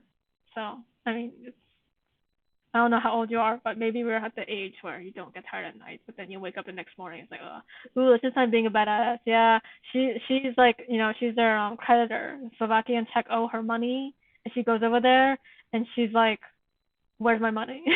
Like, bitch, better have my money. They run away from her. I don't think I put Liechtenstein in this plot. It's just sad. This is a crime. I should have put it with her. I have to switch one. But anyway, scary Liechtenstein, very scary. Yeah, you don't want to owe money. You just don't. That's not good. All right, Poland. Polak of Poland. He has two birthdays. I think part of it was a controversy about one of them because one of them is actually the date when Soviet Union took over. His favorite foods are pierogi and grissini, and he likes ponies, interior decorating, and clothes. I wake up and I eat cheese. I mean, yeah, I wake up and I don't feel like eating anything. My parents always have to be like, eat something. You have to eat breakfast. It's the most important meal of the day. And I'm like, is it though? Is it?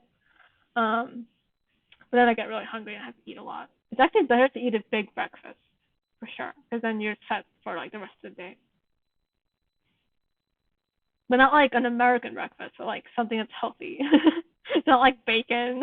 No. G's with his partitions and his history. Oh, I thought you meant like a hair partition. No, they meant like partition and history. Okay. Yeah, that's bad. If a lot of people think about the recent history and how like ugly it was, and it was pretty ugly. And a lot of struggle. Um, but yep, it's kind of sad. He is the Phoenix, yeah. And but in the older days, Poland used to be like a huge superpower, and they kind of go over it a little bit in anime when he's like, ruling over Lithuania, holding his own like tectonic knives. Like he was this big superpower for a while. And it's kind of the reason why they keep trying to partition Poland later, is because they know how strong Poland can be. And no, we don't want Poland to be strong again. We gotta keep Poland weak. It's so sad. But there's also Poland is the one that defended Austria against Turkey. There's actually a movie that I watched about it. I forgot what it was called. I literally forgot what it was called.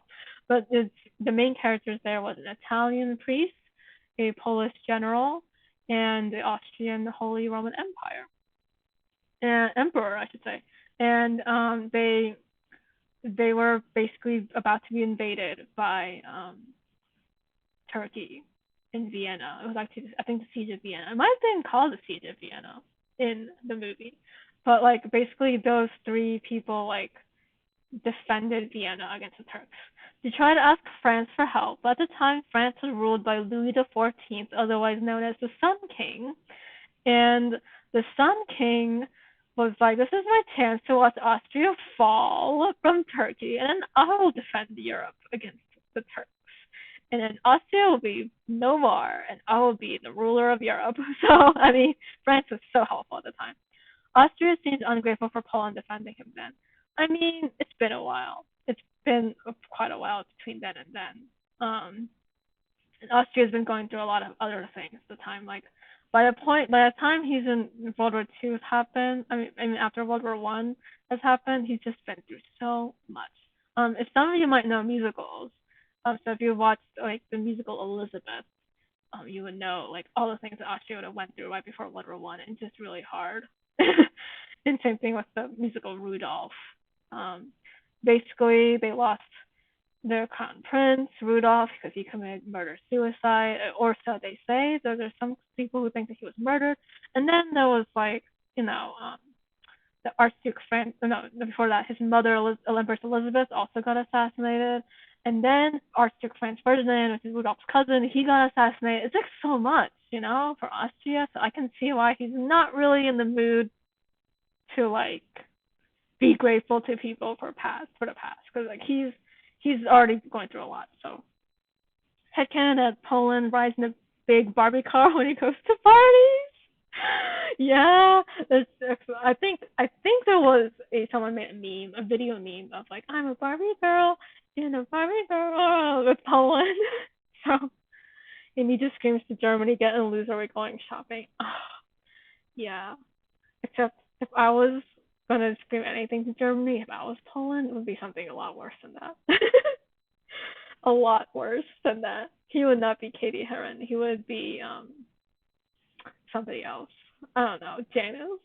Because Janice is actually cool. But like if I was Regina though, like if I was Poland and Poland was Regina, then I wouldn't think of Germany as Katie at all. Nope. Lithuania, born February 16th, and he likes potato dumplings, and he likes martial arts, literature, and chess. OMFG, where is that? Where is what? What are you guys talking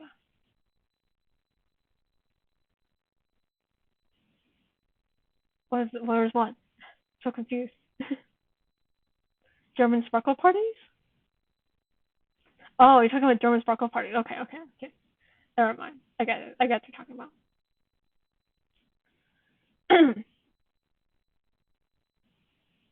This is a beautiful mental image. Yeah. He wants to defeat Prussia. Yeah, he defeated Teutonic Knights. We're talking about Lithuania and Poland together defeated Prussia. He's a Baltic state. Yes, he is. Actually, I'm really partial to Lithuania. He has like this I don't know.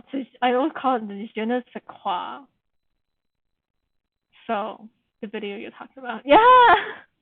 Where is that video? I have no. See, I watched Hetalia MMDs when I was in college, which was like years ago. So I don't know where it is. I don't even know if it still exists. He also saved Poland from getting killed. Yeah, he suffered a lot. Like he canonically has scars on his back because of how Russia treated him, and so we all love Russia. And we all support Russia's, phases. But that was not cool what he did to Lithuania. Um, yeah, Lithuania is one of my faves for sure. He has this thing, the je ne sais quoi. I don't know, but this thing that makes me attracted to him. I don't know how to describe it at all. You guys know how to describe it? Like he's not necessarily hot either. It's just, oh man, yeah. Yeah, I don't know where it is. See, this is me. I just saw it like a long time ago when I was trying to get through exams and get through college because college is hard. And now I'm like back in school trying to become a doctor. So I'm not in medical school yet, but I'm trying to get into that and then trying to become a doctor. So yeah, school is just it's just thing. People say school is hard, but it's not as hard as real life. And now we all know.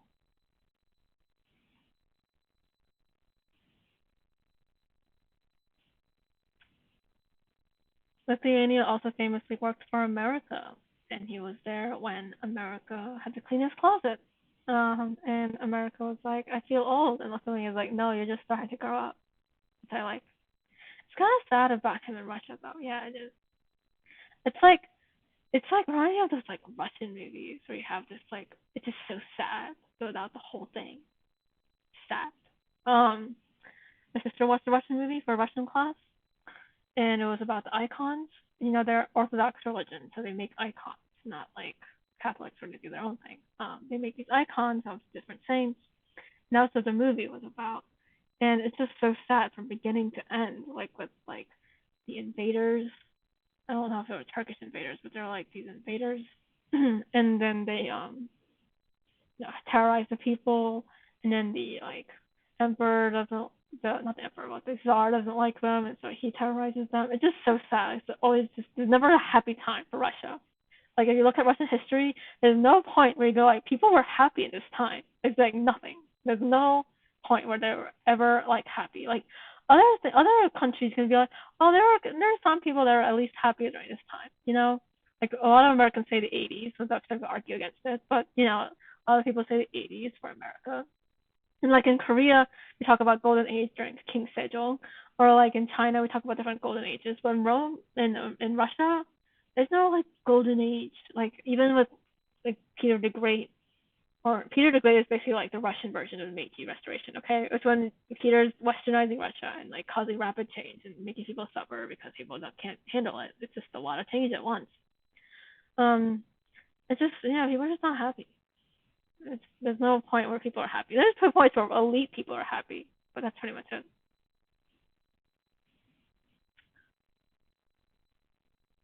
That's cool that you want to be a doctor. Yeah, yeah. I mean, it's a long road though. It's a long haul. Sure. All right, Estonia. Born February 24th. He likes Paraka. He likes information technology, playing piano, singing, and making handmade products, stargazing, blogging, and taking care of mochis. I think Estonia is also the self-insert character with Himaruya. I'm pretty sure. That's why I just don't really have an opinion about him. He's kind of just there. He's kind of bland for me. I don't know what you guys, but he's bland. He's a bland character. I believe in you. Thank you. Thank you. I need that.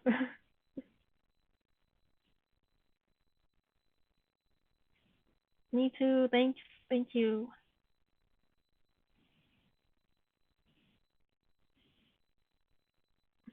Well, he should play piano with us. Yeah, when I found out that he plays piano, I was shocked. The mochis are very cute. Yeah, the mochis are very cute. I like America mochi. I like a lot of America things. Even though some of you are like, America's not that great, which I agree too, but like, I like the American mochi. But I also like German mochi because Germany is an odd shape for mochi. Very odd. The only mochi I don't like is France because it's cursed. You like it, that's fine. They need to make a concert together. Yeah, they should. Yep. He's the one who resembles Natalia's character, Himoria, the most physically. Yeah. As I said, self-insert character. I'm pretty sure.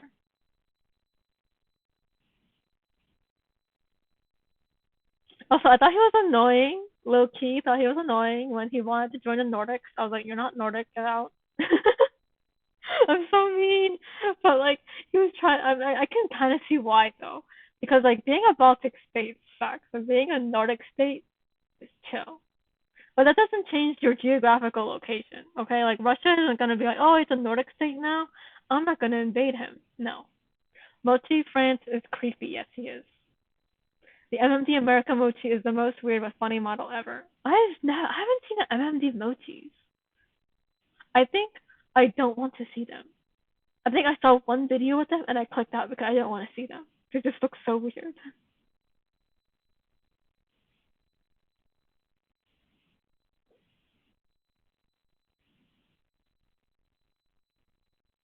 It's crazy. All right, cutie little Latvia. Born November 18th. He likes porridge. He likes to read poetry and romance novels, and he likes to drink. Yeah, see, the language, as we said before, Estonian and Finnish are not only in the same language group, but it's also very similar sounding. Um, sometimes I don't think they're like mutually understandable though. But yeah, he's tried to use that as an excuse, but sorry, I'm freaked out about it. Yeah, you're freaked out about the mochis. Yeah, they're they're freaky. Poor Latvia. I do like that he likes to read poetry and romance novels, because that used to be me before I went to university. I have not read a novel since then. I don't think. I think I only read like one. Oh, Latvia is too adorable for his own good. Yeah, and he's so sad. It's just so sad. Like he's just get crushed literally by Russia. But he also doesn't have a filter.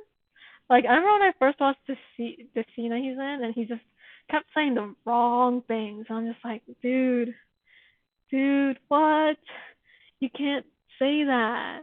I love romance novels too. Yeah. I mean, what do you mean by romance novels? Do you mean like romantic novels, like they're like have a romance in them, or do you mean like romance novels like from the romantic era. Granted, I think romance novels means like actual romance, like love stories, which I do like, but they can also be really sappy if not done right. So it depends, really. I think it's for me, it's like the romance needs to be a side dish, not the main story for me most of the time. He likes reading poetry and drinking. Yeah, he's a good like high alcohol tolerance. Yes, his small face just wants to hug him. But what's that with him? Is that like a raccoon dog looking thing? Like I don't what's up with the tail? It's like a raccoon tail, but it's like a dog. Or the tail. The tail looks like a raccoon tail though. It's so weird. It's not a raccoon dog though, because raccoon dogs are in Asia and they don't have tails that look like that.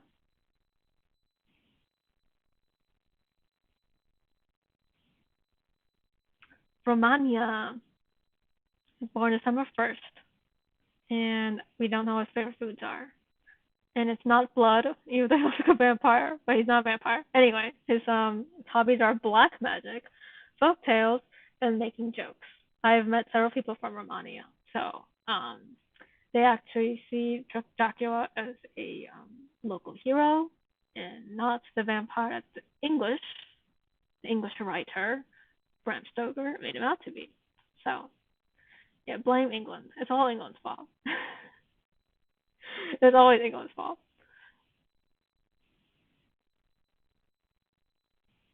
But Romanians do believe that did believe in vampire. I don't know about do, but did believe in vampires. It's just that Dracula himself was not included in that story. Perfect Halloween buddy, I should say. If you love Halloween, I think Romania is your guy. Or England. I guess England could be your guy too. Geez, he and Hungry fight a lot, but it's probably because of their history. Yeah, yeah. They're like cats and dogs. I think that's what it says in the officially. England dang you. Yeah, it's England's fault. England is the one who popularized Dracula as a vampire and it's never been the same. But if you actually go to Transylvania and to where the Dracula castle is, they do take advantage of it and commercialize it. So Nadia just killed me and got on Hetalia where he revealed what they were doing. What were they doing? Oh, I think I know what you're talking about. When they're talking about the different clubs and then they went to the magic club and Romani said something. I don't remember what he said though. So if you could jog my memory and say what he was doing. Do you know the true story of Dracula, like the hero story? I kind of do. I kind of do. I don't want to say I know it for sure. Um, I did know that he, as a child, he was a hostage in the Ottoman Empire. Him and his brother, and his brother kind of just went along with it. I think he ended up converting to Islam, and even had a homosexual relationship, a gay relationship with one of the Ottoman I think princes. I think that was his brother. While Vlad became like he returned to Wallachia, which is like a smaller country where modern day Romania, and became, I think, Count of Wallachia. That's where he got the Count Dracul, and he was very active against the Ottoman Empire. So he defended Europe from Turkish invasion. So that's before the story of the Vienna siege. That was before that. So there was it was like a century before that. So he was like fighting against the Turks, and of course the Western Europeans were kind of like ungrateful about it because they just spread scary stories about him and not really respecting the fact that he's literally defending them. Like he's literally the line of defense between them and Turkish people. So, but he was still pretty harsh. Like he was pretty bloodthirsty. I even witnessed a debate on Tumblr among like Christians about whether he was actually Christian because he was pretty bloodthirsty.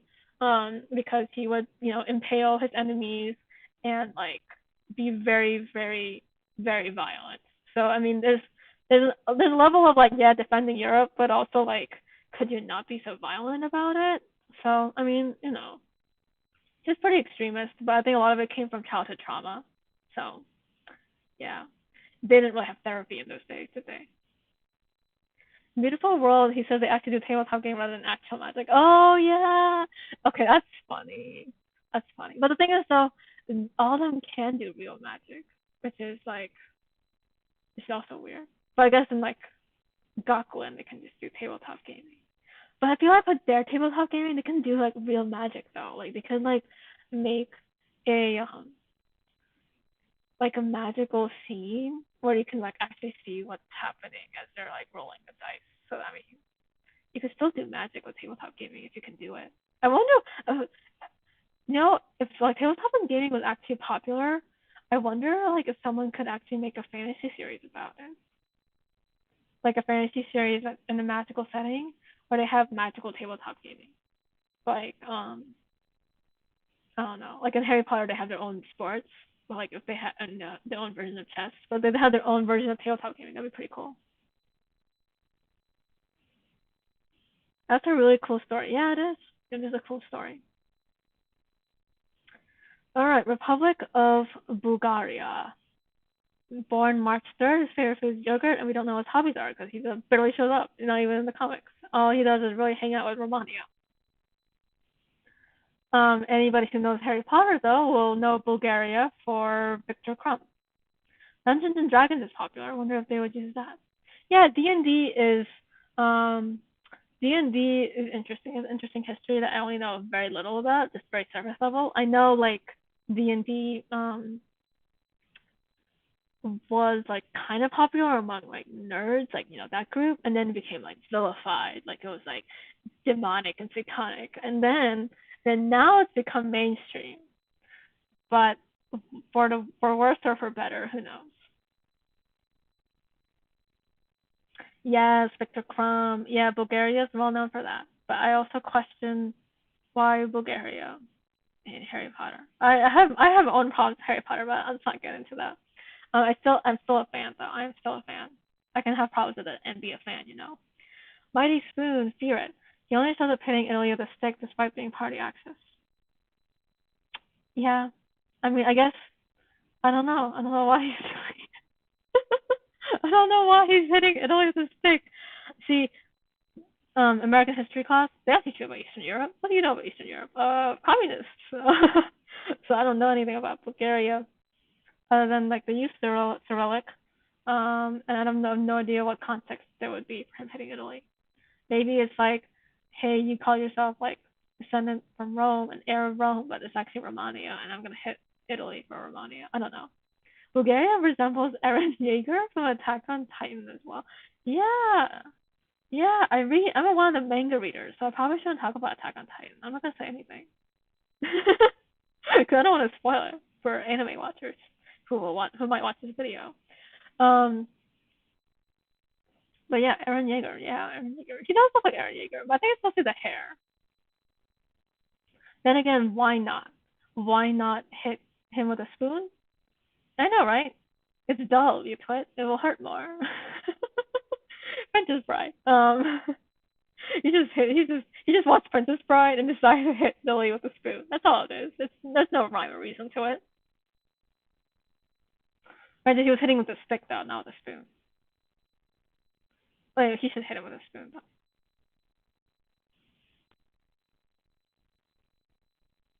All right, Moldova, little Moldova. He doesn't have a birthday. He doesn't have favorite food because he doesn't show up very often. But he likes to listen to scary stories. So he and Hungary would actually get along because was it Hungary who liked to tell scary stories? It was somebody who liked to tell scary stories. I think it was Hungary.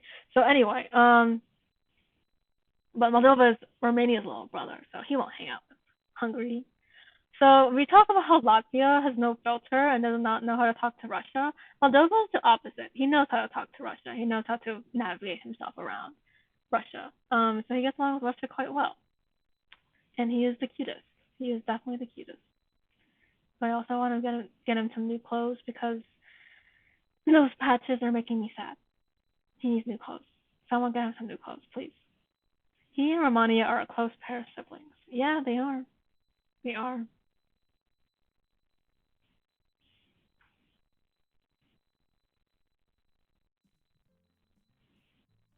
And also my music stopped. Okay. They are very close. They're super close.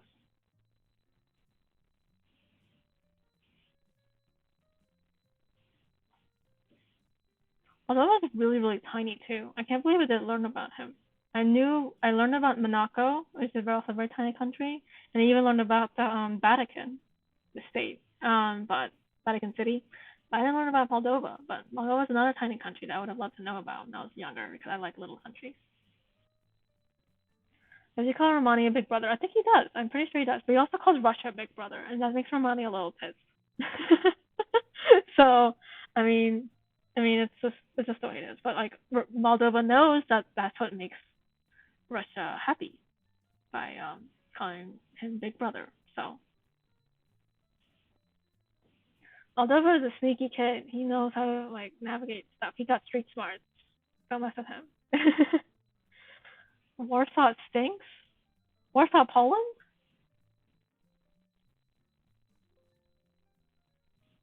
I mean, my brother calls me big sister in Korean, so I was wondering if Moldova did something similar to Romani. Yeah, I mean, uh, what is big brother in Japanese? I know Aniki, but like Aniki is like very respectful.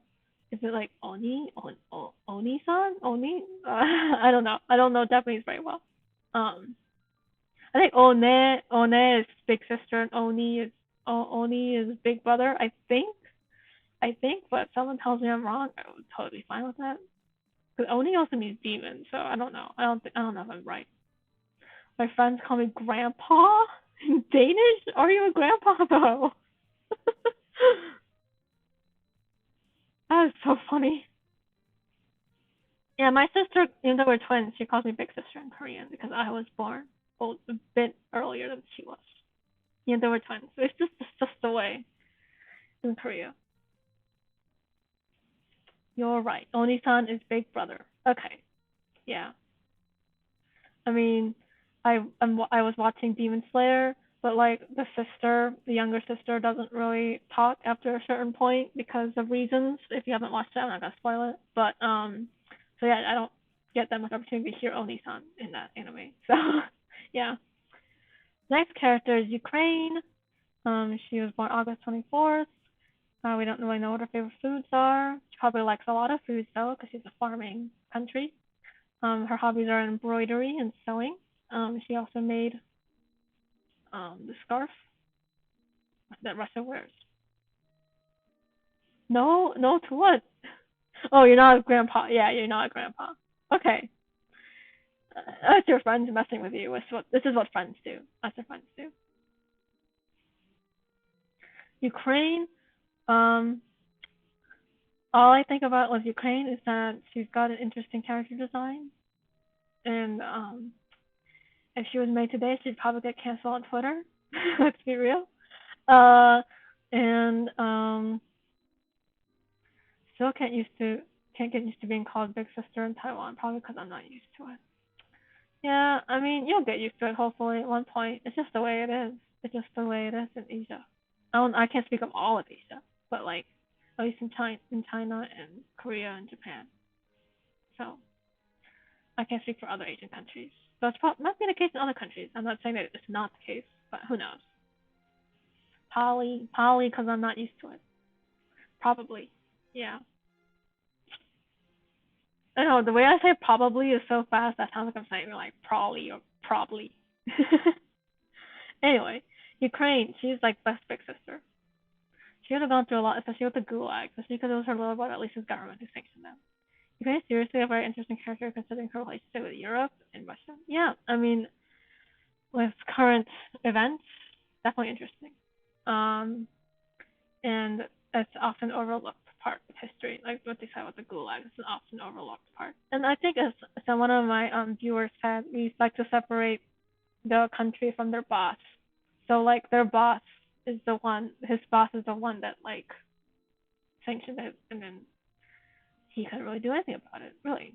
And that's why he's a little messed up in the head because uh, just he got bad bosses for a very long time, for like a really long time. It's very very rare to have sort of good bosses. I will say Tsar Alexander the First was not that bad, but still not perfect. Um, but yeah, Ukraine. I like her personality though. I really do. She's one of the rare female characters in this show, so we should all appreciate her. And she's just like a hidden strong female character. Like she's there, she's persistent. Nevertheless, she's persistent, you know. And she has that iconic like all you have to do is show them your boobs, and Russia was embarrassed for life. Well,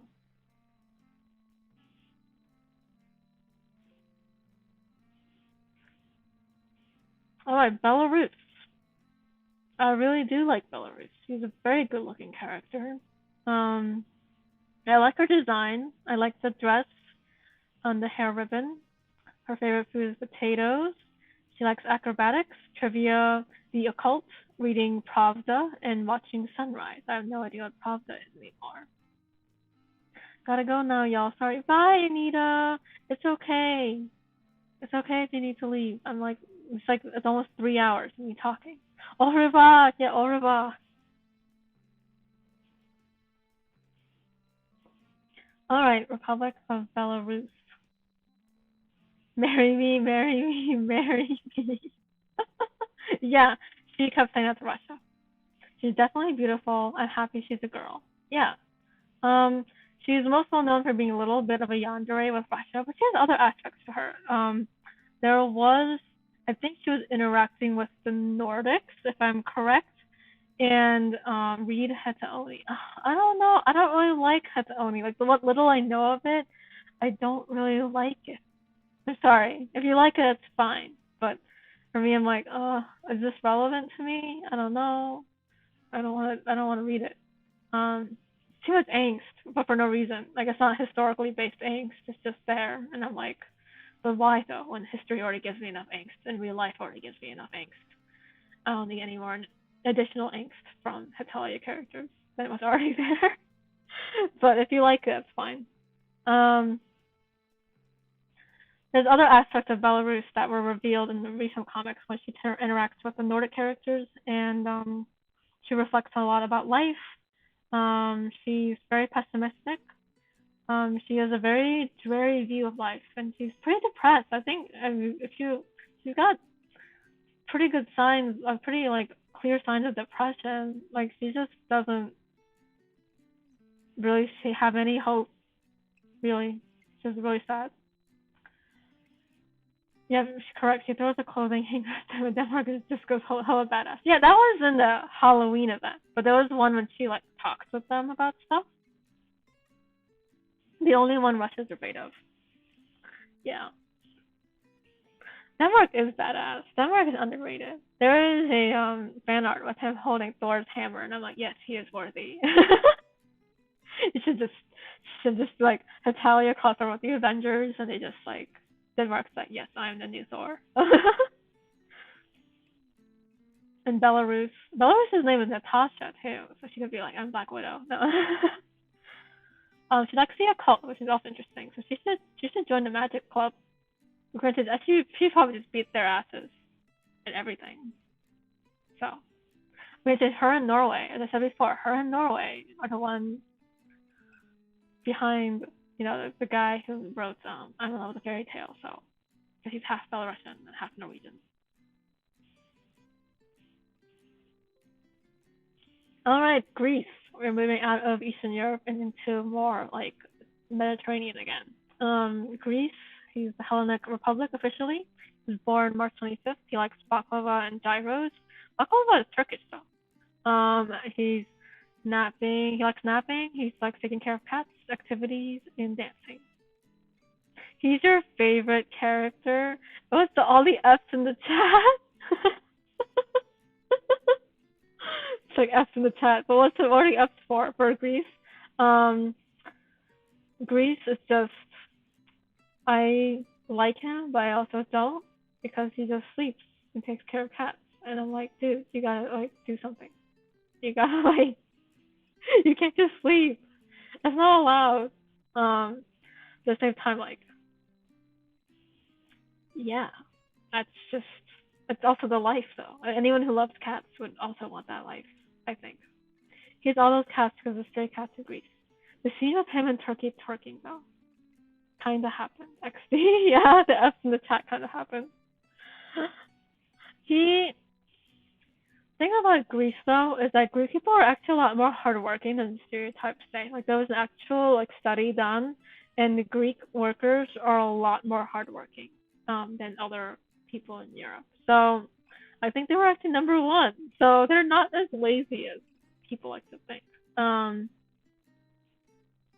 ha ha! I love that scene when they dance. Yeah, Greece. Yeah, Greece and that Turkey and the Hungary. Yeah, that's the joke that's existed forever, I think. And I first heard it when I was in elementary school, and we were walking down the hall in a single file line, and we saw a world map on the wall, and we were like, "LOL, Turkey," and let's do Greece, and then Hungary was right there too.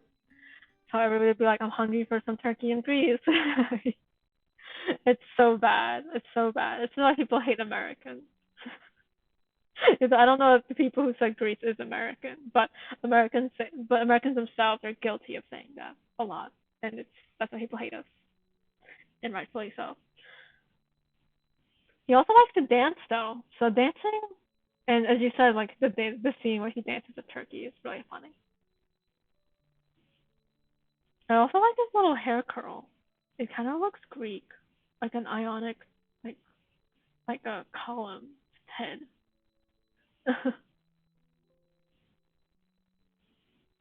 Okay, next is Turkey, the man with the mask. He was born October 29th. He likes apple juice, coffee, ashtray, and Rocky. I hope I pronounced this correctly. He likes to entertain tourists. He likes to seek for new things and fashion. The scene of Greece and Turkey in the bath was glorious. Was it glorious or was it really gay?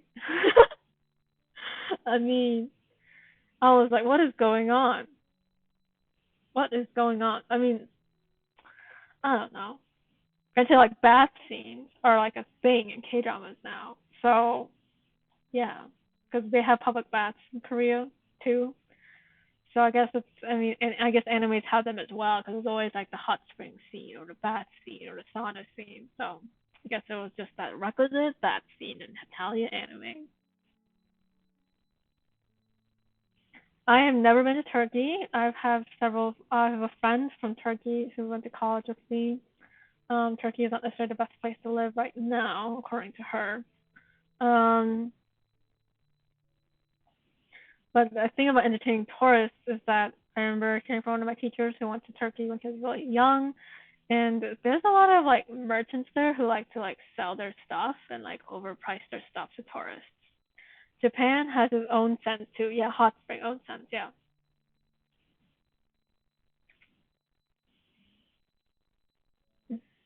Yeah, and Korean is called onchon, I think, onchon or something. So it's like their own. They all have these hot springs, and I've never been to a hot spring, and I want to go to one because America has hot springs too. Like any like country that has like a geographically has like hot springs. Yeah, Greece and Turkey are Japan's bodyguards.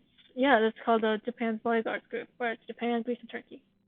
You know why he's wearing a mask? Perhaps because of some historical hero.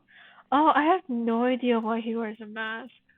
I really don't. I think it might be a historical hero, or it might be just like a custom for the military to wear.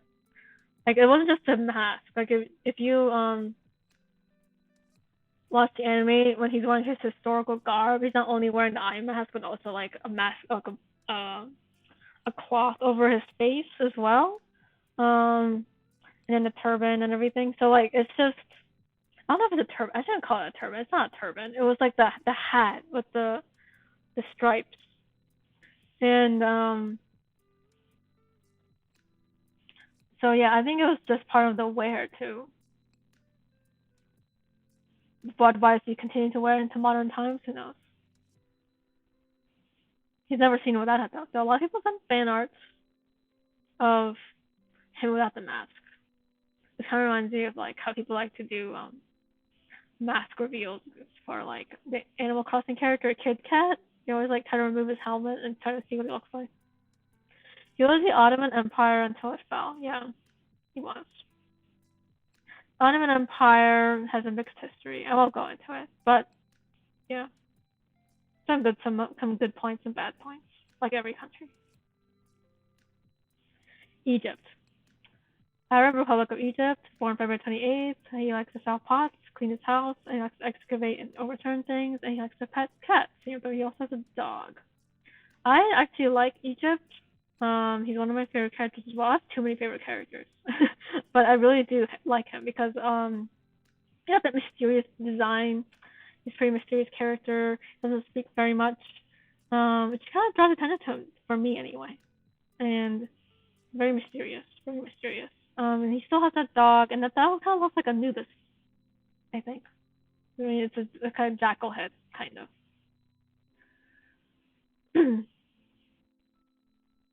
And I used to work at when I was at university. But I'm excited. I don't know much about him. Yeah, I mean, he's just kind of there, and it's really funny when Japan like does this tour, like visits Egypt, and Egypt is kind of like, well, what is this tourist guy? Because most people have cats in positive lights. I'm not surprised he likes cats. Yeah, cats were also worshipped. Not really worshipped, but like there was a cat goddess too.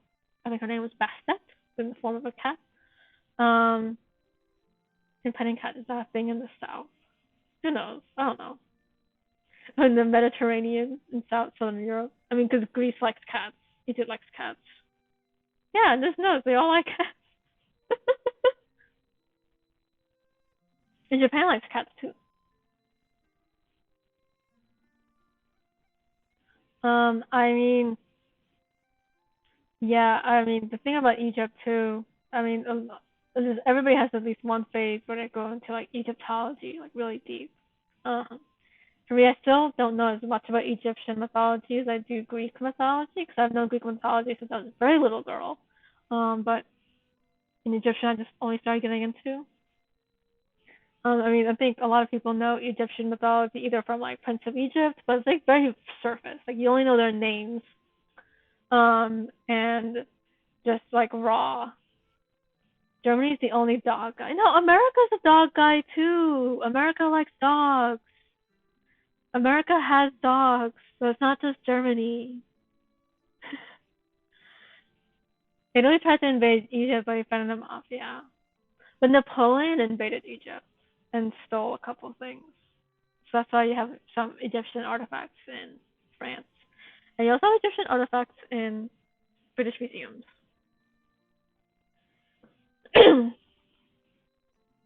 Yeah, America too. America is a dog person. Yeah. But he's just also a dog person in the sense that he has a dog. He's a dog with him right now. Denmark is a human puppy. Yeah, Norway doesn't need a dog. He has Denmark. He doesn't need a dog. But yeah, I think my favorite Egyptian god is Anubis because he's dog head and like he's awesome. If you guys watch Gods of Egypt, which I suggest you don't because it's not a good movie, but they show like the Egyptian gods there, so I have a visualization. I would rather recommend like Rick Riordan's book. So if you know the Percy Jackson series, he wrote a series about the Egyptian gods, the Crane Chronicles, and so that those are pretty interesting if you want to know more about Egyptian mythology. And then I also recently watched Stargate because my parents loved that movie, and it was pretty good for that time. And they talk about Egyptian mythology there, but it's like alienized, so like they're aliens, and they're not whatever. It was weird. It was weird. What? It's Finland again. All right. Looks like I have to.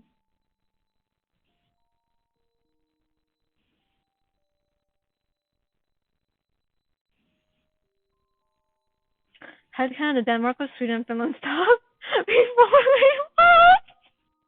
Oh my gosh.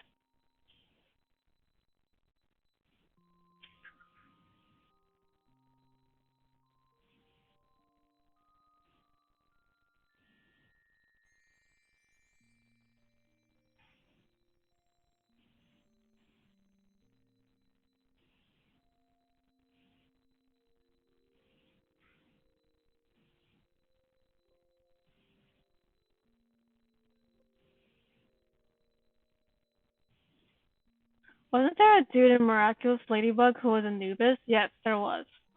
He was obsessed with Egyptology and this and this prophecy thing on the thingy. So yeah.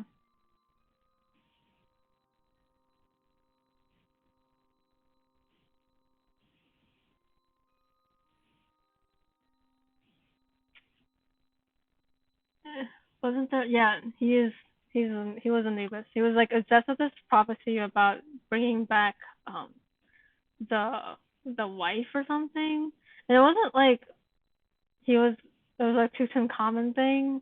It was weird. I don't remember the exact details, but he became Anubis and was just like causing trouble.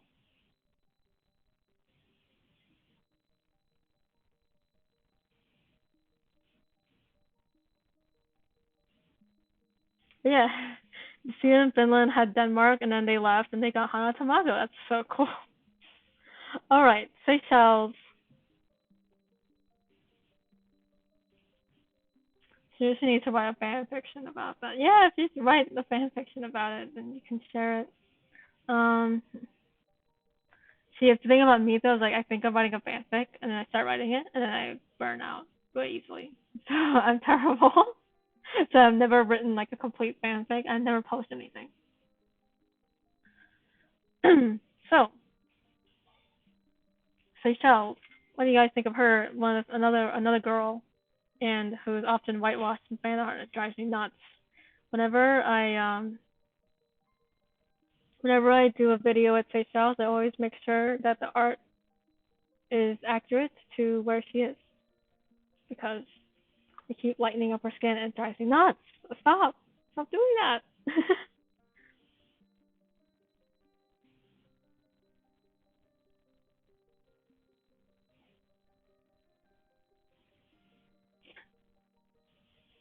Yeah, please stay.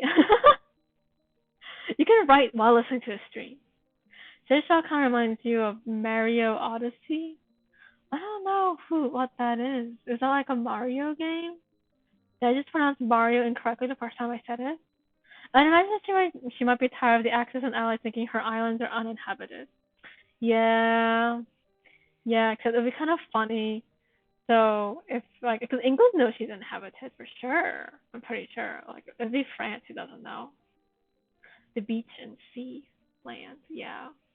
There's actually a webcomic where England goes to Seychelles and tells her covert information, and that information was that William and Kate were going to have their honeymoon in Seychelles, and to not tell anyone. And she was like, "Okay, I'll keep it secret." And then she ended up telling everybody. So then it got on the news that William and Kate were going to Seychelles. Oh well, England was like I'm trying to do something good and you just ruined it for yourself. There's also a cute comic where Canada gets noticed by Seychelles. Like Seychelles recognizes Canada as Canada and can see him, and he was so happy about it, so happy that he did a whole like thing for Seychelles by like dressing up in like patriotic gear and like being very like bombastic and being like Lady Seychelles, you'll always be your ally and whatever. She was like, who is that? Because that's not Canada. Like Canada's not that like full of himself. I'm like, Canada still has French. He still has a French side to him. He can be full of himself.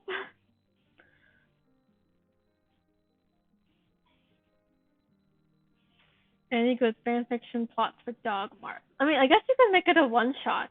But you could I don't know. I don't know, just because I don't want it to get weird. Let's just put it that way. I don't want it to get weird. I just thought it would be really weird. I'm gonna not say anything. Um, Something cute for sure. Is there ever gonna be like an actual dog? Because then that would make it less weird for me. Hey Anita, how are you? I'm like calling you out. I'm sorry. What do you guys think of Seychelles? There's only one person, Yuri, said something about her being Mario Odyssey. Yeah, this Seychelles trying to move England the right child. What's all this then? Yeah.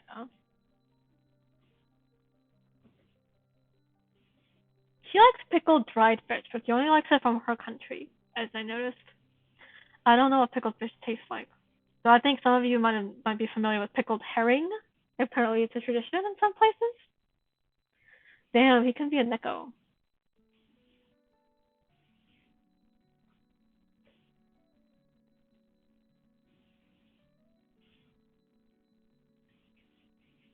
I wonder if there's like a dog. Oh, there is a dog spirit in Japanese myth though, because there's like cat spirits and dog spirits and fox spirits.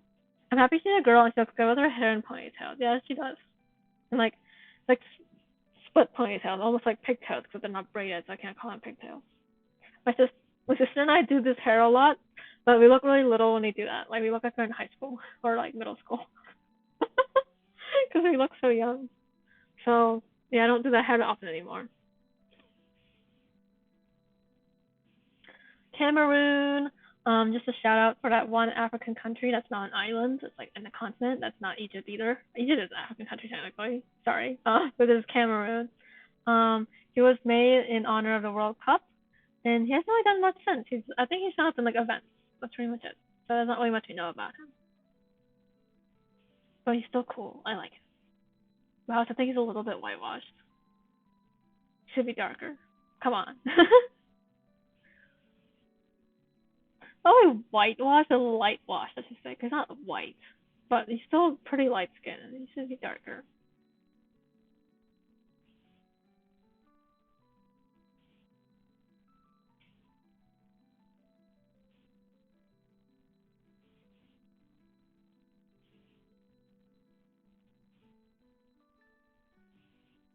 What do you guys think? Takes so long to type.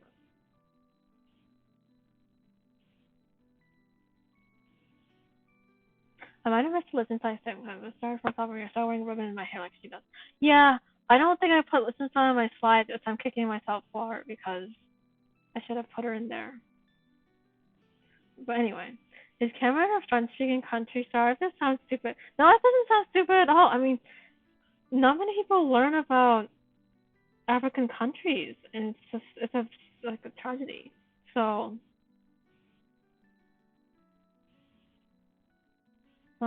let me look it up.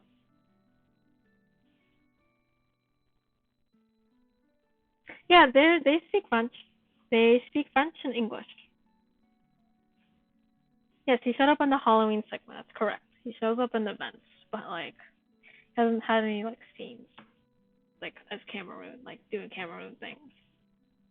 His hair looks, yeah, it looks like Germany. At the same time, it's not because Germany's hair is like pulled back with like um hair gel, while like Cameroon is just like the kinky hair. Like it's just really short and it's like kinky.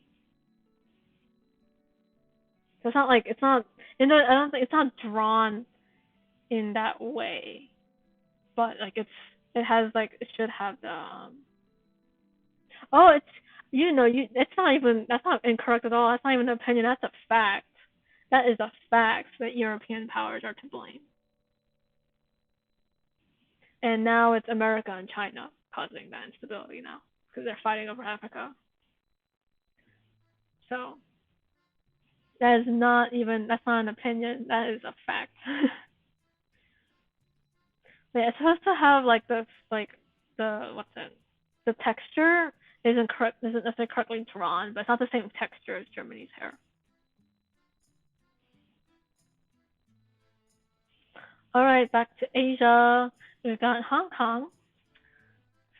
I think I've already talked about how I feel about the Hong Kong issue, but I won't talk about it here. He was born on July 1st. His birthday is July 1st. Same as Canada's, if you remember. So I thought that was interesting. He likes milk tea. He likes to meddle with England and China. He likes to spread rumors and listen to rumors. He likes real estate. He likes fashionable things. And I have no idea what that thing is. That symbol. His lion is cute though. Yeah, it is. It is cute. So I'm not sure if it's a lion. It doesn't look like it. It almost looks like a tiger at the face. But maybe it should be a lion, so I think it's a lion. Hong Kong likes firecrackers. Yes, he does. There's a lot of funny fan art. I don't know if it was in the comic where he likes blowing firecrackers and scaring the shit out of England. We hold like anyone who's scared the shit out of England. He's like holding, I think he's holding steamed buns. So those are the containers where you put steamed buns or like rice, rice balls or something. You hold in those containers.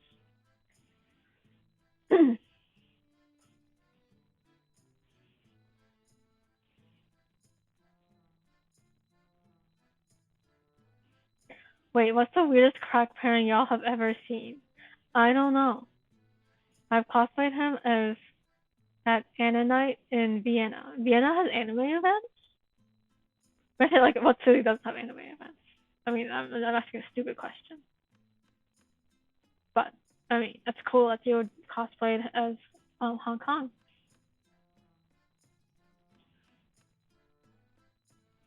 Also as Taiwan and China. Nearly forgot. That's cool.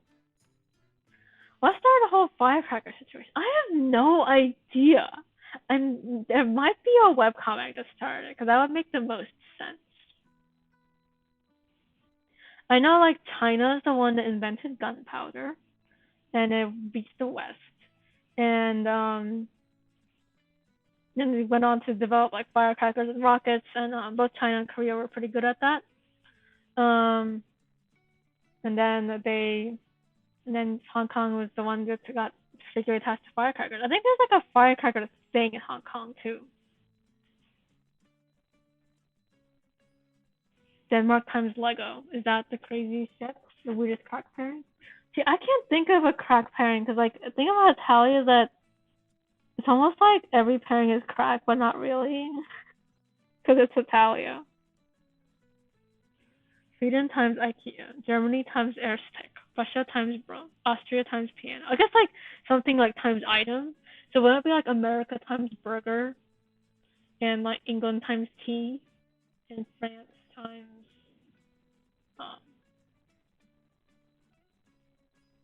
Norway times mackerel. France times France. What if it all times? I guess it's like France and wine or something. I don't know.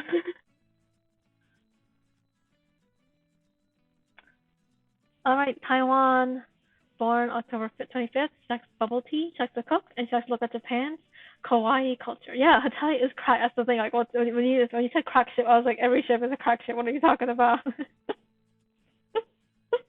Some more so than others, I think.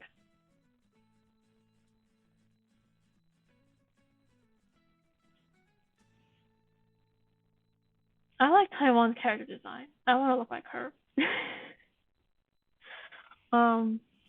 But I can't wear, like, I'm not comfortable wearing dresses though.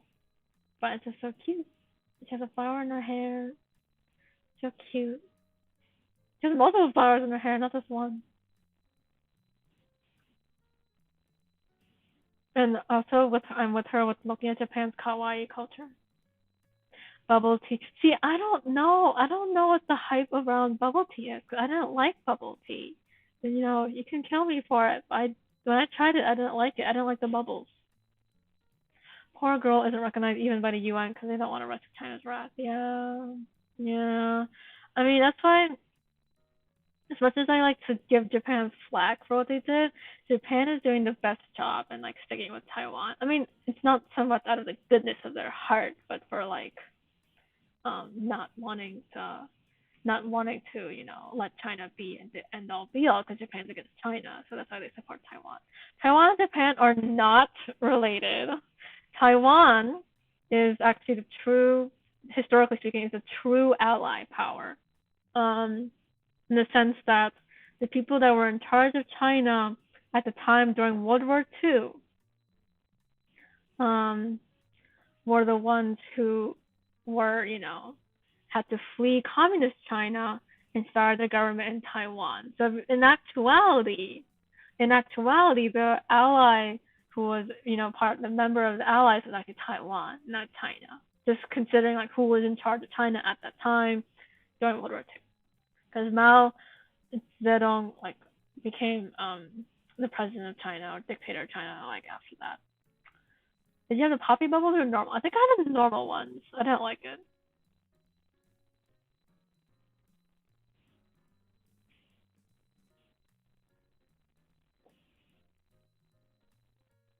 But so I don't really like milky things in general, like Asian milky things. The only Asian milky thing that I liked was milk soda, which sounds disgusting. But there's this milk soda called Milkus, and it tastes so good. I know. I was like, I don't like this thing, but then I like this one thing. It sounds terrible.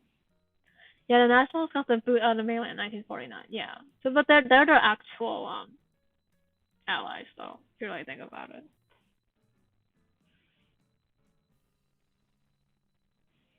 Oh well, nothing can be done about that. Yeah, nothing can be done about it. I don't know if it's more or less ugly or about the same ugliness as the Korea situation, but it's just ugly.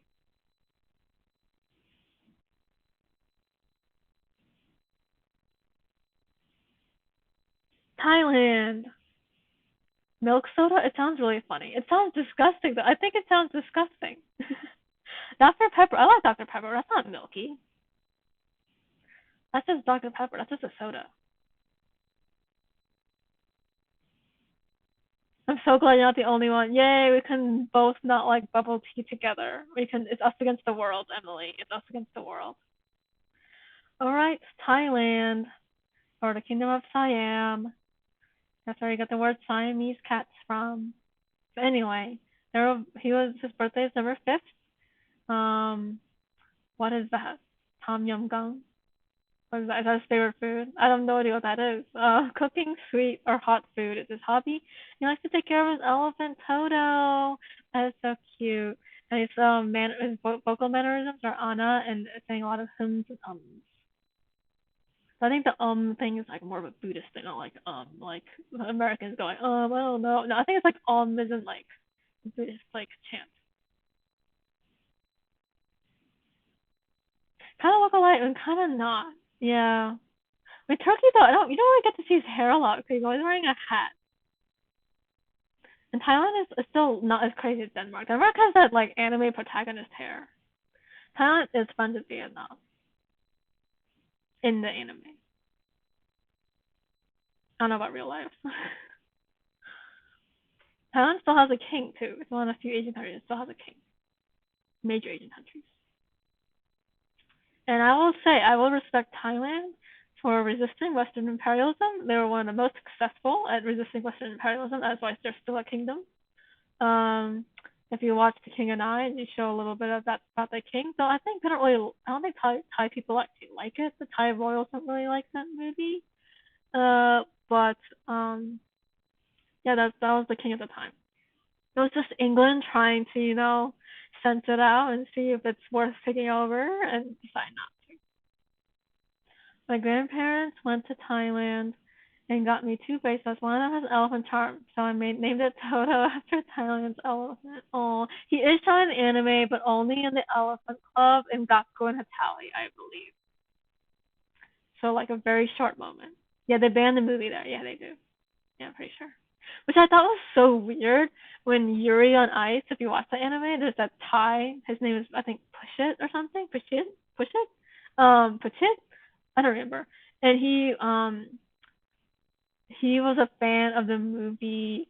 I don't know if it was The King and I, but there was like a spiff on that about ice skating. And was it The King and Ice? I don't know.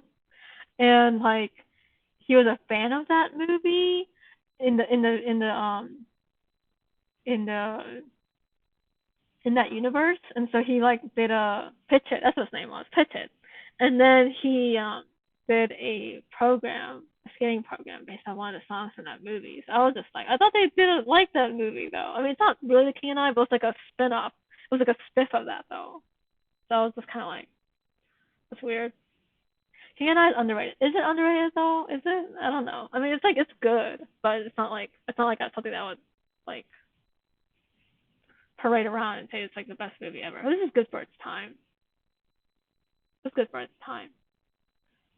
If they were, yeah, Yul Brynner too was the king in that one, and he's also played Ramses in Ten Commandments. So he just kept playing those kind of characters. Pitcher is the king, leader of the ship Victory, and also the king of hamsters. He's the king of hamsters? I don't remember the hamster thing. See, I should have watched the anime, but I loved it when it came out. And I also only watch the sub version because the dub version freaks me out. I don't like Victor's voice in the dub version. I know he's Russian voice in Hetalia dub, but that's what makes it even more weird though. Because then I just like picture Russia, but he's hot and like is a skater. It's just weird. I don't like it.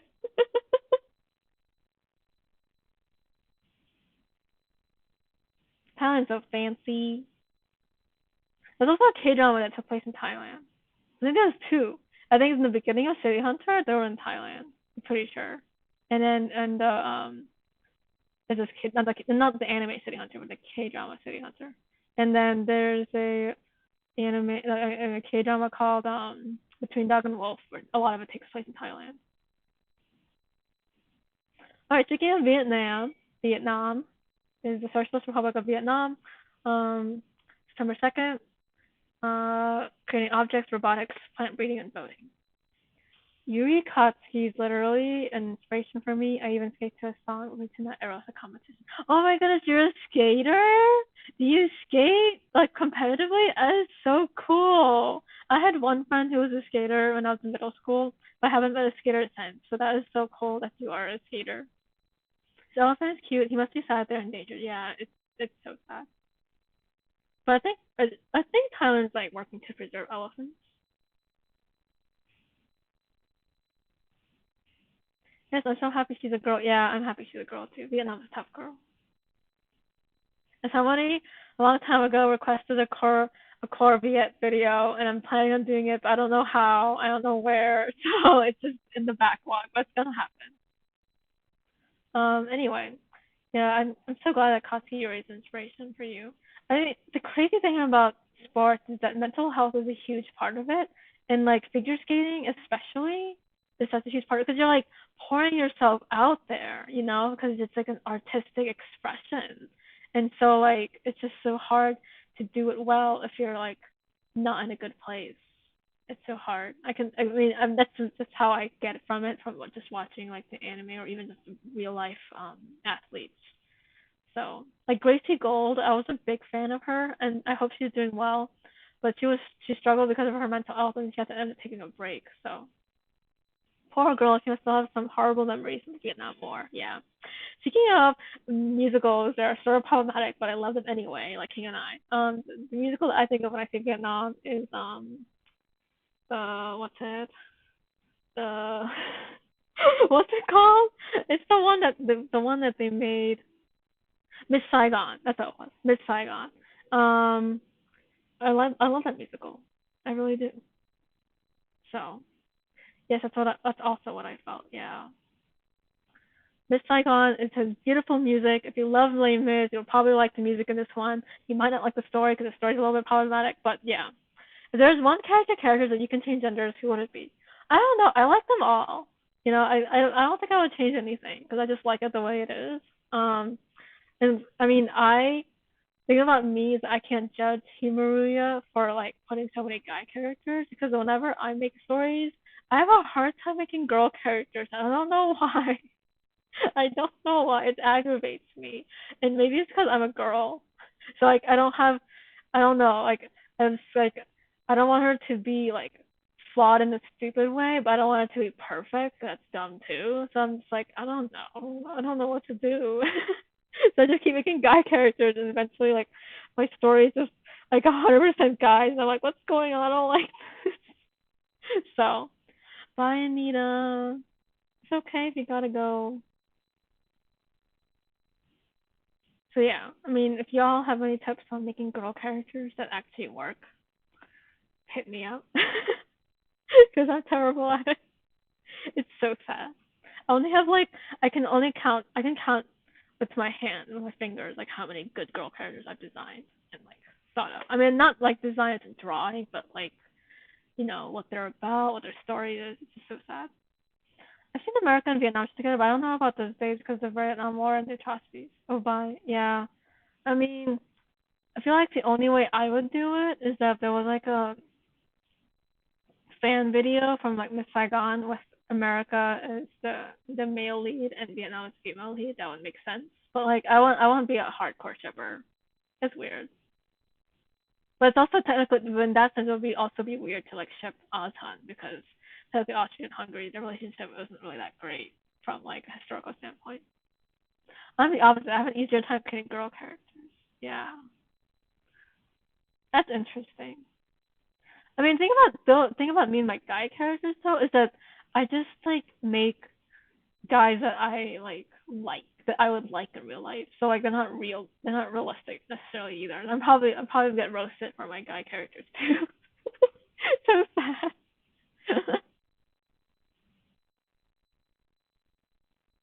At the same time though, like a lot of the guy characters I've designed in my head, like are similar to the ones that are in like popular stuff. So I guess they are pretty popular. Like it's fine. But the girl characters I'm just struggling with.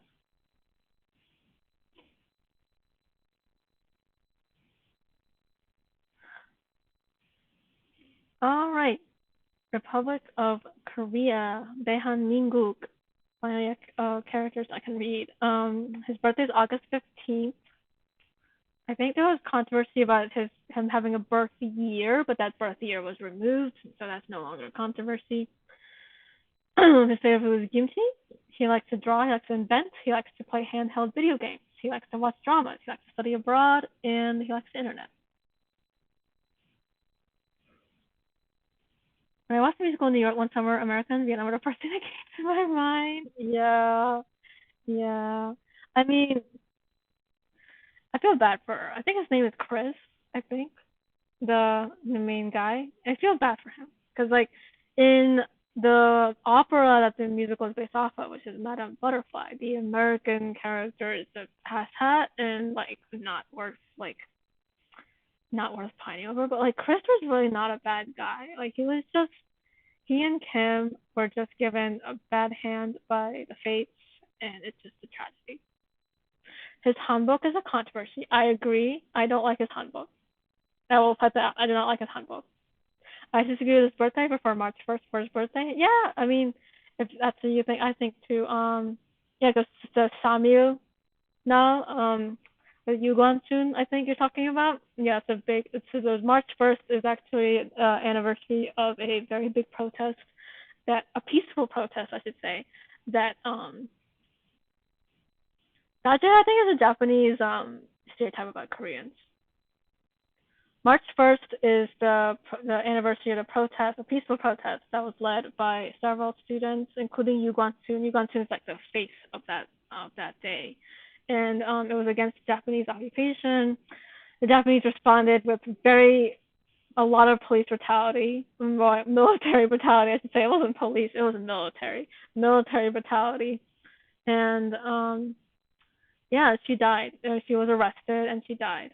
So yes, that's March 1st is the anniversary of that protest.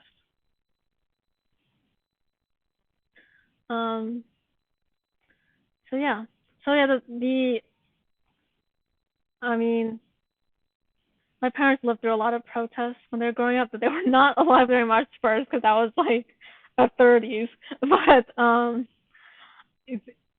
there was protests even up until like the year I was born, so or even like the 2000s too. So like, and then recently with the candle protest against the female president. So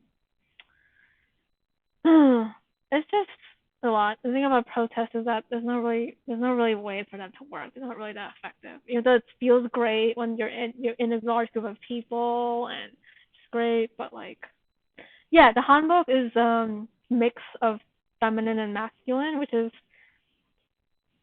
dumb. It's a dumb thing to do because like he did that for Japan. Like Japan doesn't wear a kimono that's like mix of feminine and masculine. So it was a dumb move. I respect Eva Maria, but that was a really dumb move to have a male character not dressed in accurate hanbok. So yeah, it's definitely not the style that my brother and dad would wear. Yeah, it's not. It's not correct. It's just not. It's just incorrect. So if you guys watch historical K dramas, and they used to be very like heavy and like scary, but like there's a lot of like cute romantic ones now. So if you want to watch them and see what the accurate handbook looks like, you can see it there. You can see it from different classes. So like there's peasant class and there's noble class. I mean, I feel like the Hetalia hanbok style is like a mix of masculine and feminine, and also like a mix of peasant and yangban, and also like so it looks like a peasant thing, but also like a yangban underwear. Like I was like, what is this? What are these like words? Where does the daje come from? I just think it's some kind of like Japanese uh stereotype about Koreans. Like that's what they hear from Koreans when they speak, like enthusiastically. Then in actuality, it should be like debak, not daje. Like it should be like debak because they say debak for like everything.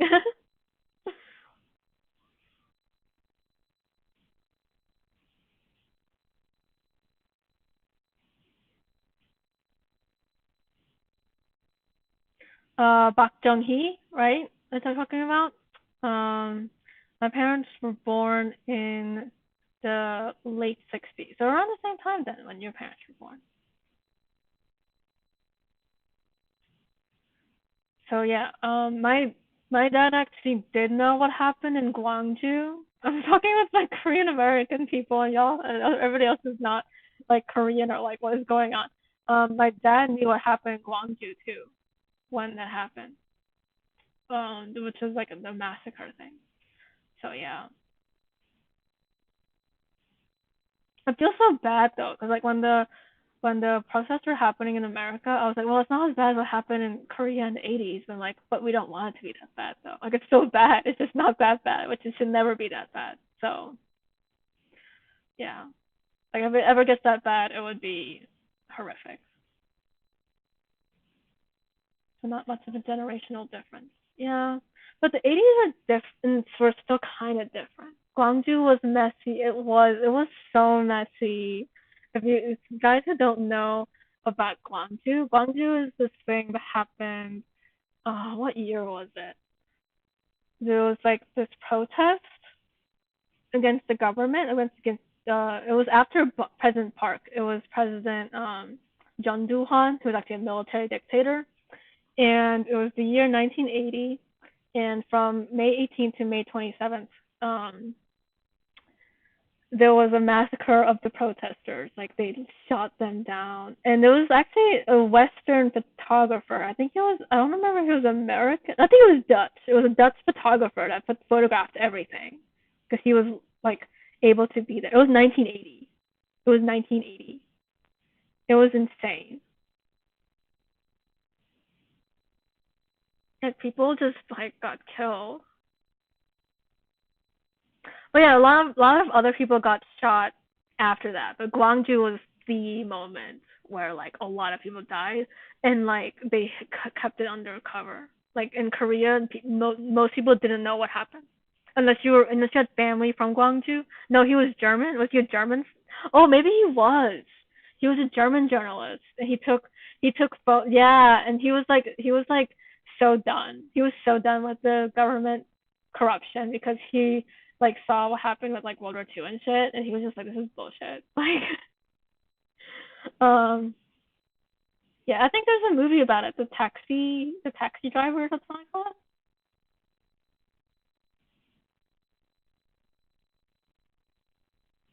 How 1987 the day comes.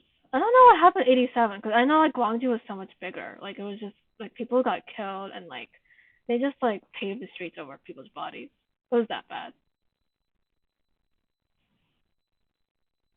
It's horrific. But now like Korea is like a totally different place. It's like amazing. Yeah, the movie Taxi Driver. I think it was like it was submitted for like an Oscar nomination, but it didn't get nominated. But that movie was beautiful, but also so tragic, but accurate because it's what happened.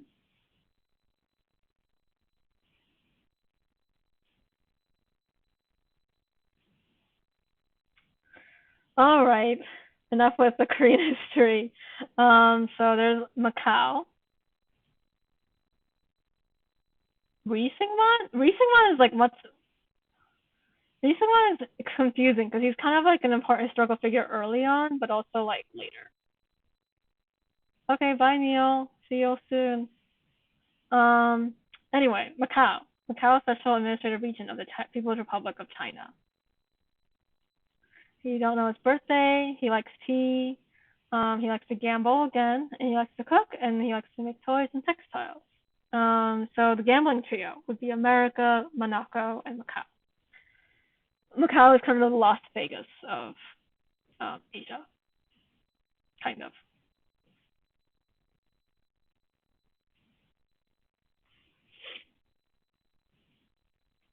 He is very controversial. No wonder he was deposed. Yeah. No, wasn't he like the first president? Pretty sure like Eastman was the first president. Let me see. I know like, but that the 1980 though wasn't Lee Syngman. That was John Do-han. John Do-han is like the worst of all the different dictators over time in Korea. He was the worst. I read somewhere Macau's only 11 square miles in size. Yeah, it's really small. It's really small. I think Macau's design is cool. I like his design. He's very like suave and like chill. And like he's not greedy. Like he's good with money, but he's not greedy. He's just kind of like he just kind of has it. So he's not like Luxembourg. He was, but became controversial. Yeah, I mean, he was kind of like a hero in the beginning because like oh he was, you know, but like he was just there because he's not communist. That's why he became president because he was not communist. The Americans just wanted someone who was not communist. The Americans actually my dad keeps talking about the early Korean history and how Americans kept like offing different revolutionary leaders in Korea because they were like suspected to be communist or like fascist. And one of them was fascist, and one of them several of them were communist, and so the Americans didn't like any of them. So yeah, I wonder if there's still Portuguese influence Macau. Not from what I've researched, not so much anymore. It's like Hong Kong. Like Hong Kong, it's like an English thing, but it's like gradually fading. Same thing with Macau. Like both Portuguese and even like the regional dialect there are both fading ever so slowly. At least that's based off my research.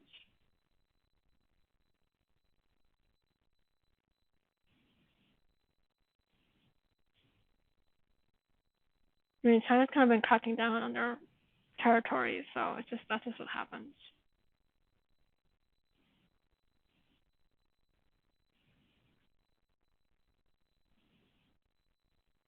But I think Macau is getting let off more easily than Hong Kong right now because like money. Like you don't just close down casinos. Like you don't just do that because that's just I mean yeah, Hong Kong is a big trade center, but it's not like casinos, you know. Like closing down a casino would be like really dumb move, economically speaking. So yeah, Macau is able to say what their casino life, but that's pretty much it. Anyway, I like his design. And because I think he has a teapot with him and a fan. But it also kind of reminds me of like, oh my gosh. He also kind of looks like a medicine pot because like in traditional medicines they would like kind of boil it in a pot looking thing and then you would fan it from the back. So like he has a fan and like a pot looking thing. So now I'm thinking he has like medicine in his hand.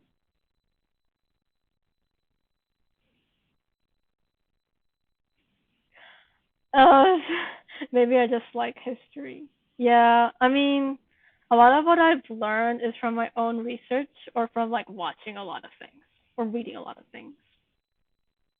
Like a lot of the Korean history I know, it's easier for me to remember if I watch something, even if it's a tad bit not true, because then I can just go back and research it afterwards. Because it's easier for me to remember and compartmentalize things.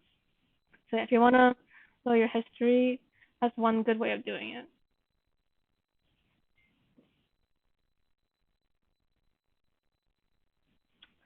All right. We have a new character and a new character design that was released recently, and it's not officially Philippines yet, but a lot of my viewers and I think some of you might agree that it is Philippines based off of his clothing, his hand motion, the heart motion, and the animal that's with him, and the fact that this country was teased to really like doing selfies and the Philippines is number one. Actually, several areas in the Philippines are number one when it came to taking selfies.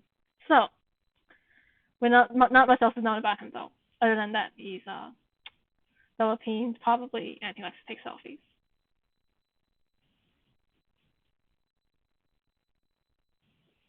Y'all are talking about crack chips. No, that's a pitch it. Well, the what?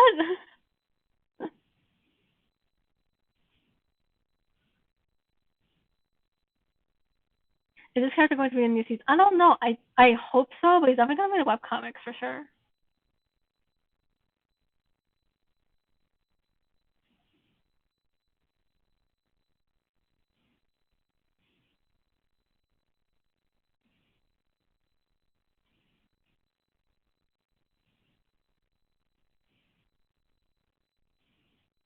I mean,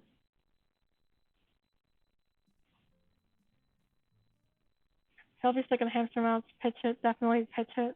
Oh, you're saying that he looks like, but pitch it's Ty, and this guy's not.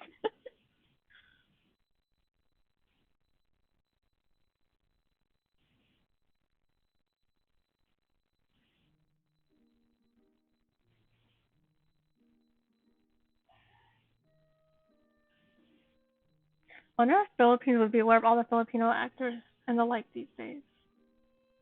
Where are some good places to read the webcomics? I don't know. There's like a Tumblr blog that like uploads the webcomics as they come out. I think it's called Hetalia Scanlations or something like that. So you could definitely follow them on Tumblr. And I don't know if they have all the past comics, but they have most of them. Yeah, you said someone else said Tumblr too. Yeah, Tumblr. Tumblr's where it's at. Especially since like the head of archives are like dead. And also like got killed, literally. So, but yeah, the webcomics were on hiatus though, so there's nothing new so far. But look at that handsome, smug cutie. Yeah, he's cute. And he has like the ooh face, doesn't he? He has an ooh face. I think he's gonna be a new husband though. Everybody else gotta leave. He's my new one.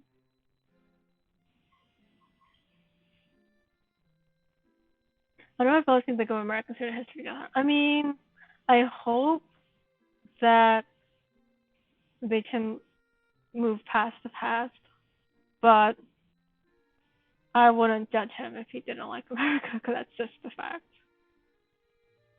But he would like Japan even less, though, by that logic, because Japan's full of shit.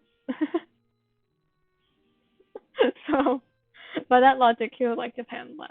And also, like, Spain? So, Spain, I don't know about Spain. Who knows? He looks like France, but uwu. Yeah, owu. I like it.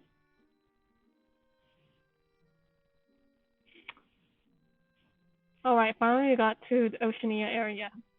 So we got Australia. Commonwealth of Australia, January 26th. He likes Vegemite. I don't like Vegemite. He likes exploring. He likes sports. He likes carrying animals and children. And he says mate a lot. Also, like a lot. Japan was probably worse to him than America because he was exactly like if he dislikes America, then he obviously dislikes Japan even more. He and Korea need to team up. Oh, he sparkles.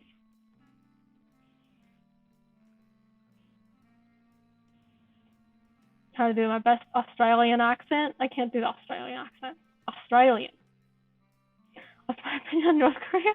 Oh my gosh. I don't like North Korea. What does Vegemite taste like? It's like really salty and bitter at the same time. Too many confuse them with Austria. Yeah, well, more like people confuse Austria for Australia. So like people know about Australia, like land of kangaroos. But then if you say Austria, like I'm in Austria, I'm going to Austria, and they go like, have fun with the kangaroos, and it's like, no, Austria, where Mozart's from. Like, I thought Mozart was from Germany. No. My opinion, North Korea. My maternal family is from North Korea, so I actually want unification to happen, but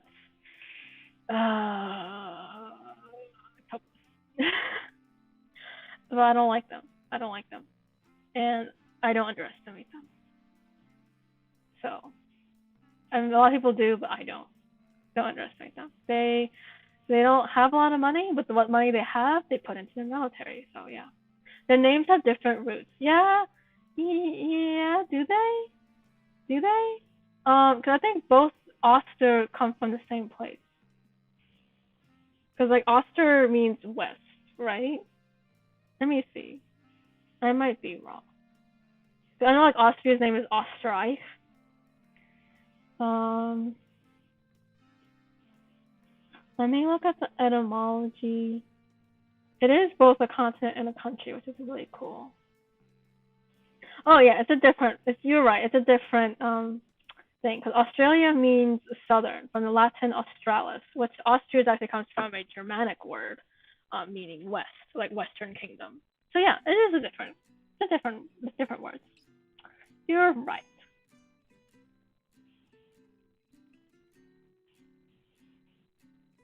Australia is also the place where they put all the convicts. So if you read Great Expectations, Australia is a plot point because the convict character is sent off to Australia. That's like where they put all their criminals at one point. A lot of them were actually Irish, which is why the Irish accent and Australian accent are pretty similar. Yeah, Australia's name comes from Australis, which is Latin. Austria's name comes from Austria. I think Austria's name comes from like a German word too, not like it's Germanic, not Latin at all. Austria is actually like Österreich, which is an Osterreich, which means Western Kingdom, if I'm correct. Maybe not. Um, I'm just guessing now. I know what Reich means. Reich means kingdom. Oh no. Wait, I like Australia. I like how he has two cowlicks, unlike America, who has only one. And Australia just looks like a fun guy to hang around with. He really does. And I also like how he likes to carry animals and children.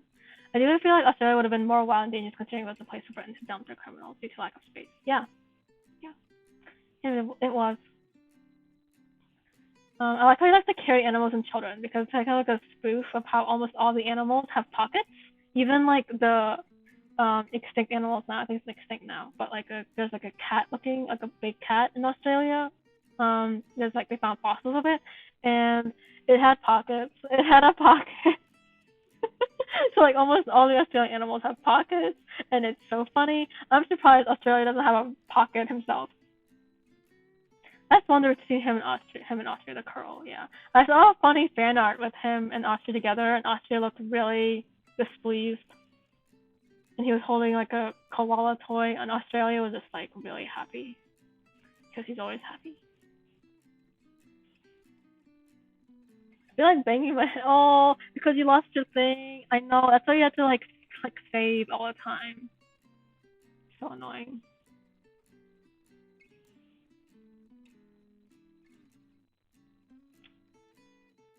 New Zealand, February 6th. The country of pocket. Yeah, the country of marsupials. Um, the only marsupial that's not in Australia, it's also found elsewhere, is the possum. The opossum. They are. They have pockets, and they're also in the Americas. That's it. That's the only one. Everybody else in Australia. They're quarantined off in Australia. All right, New Zealand, birthday February 6th. He likes to take care of his sheep, he likes to look at animals, and he likes to do sports matches against Australia.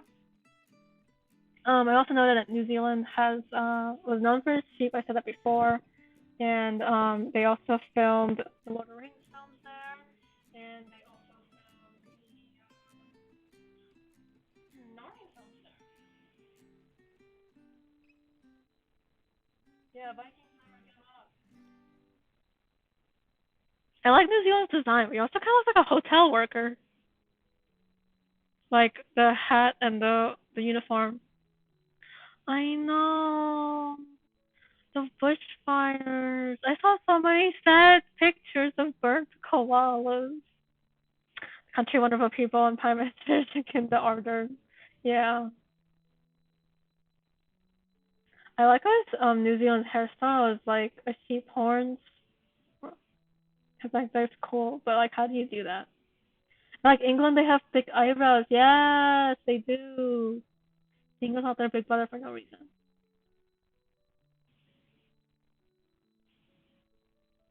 England has cursed them all with his thick eyebrows.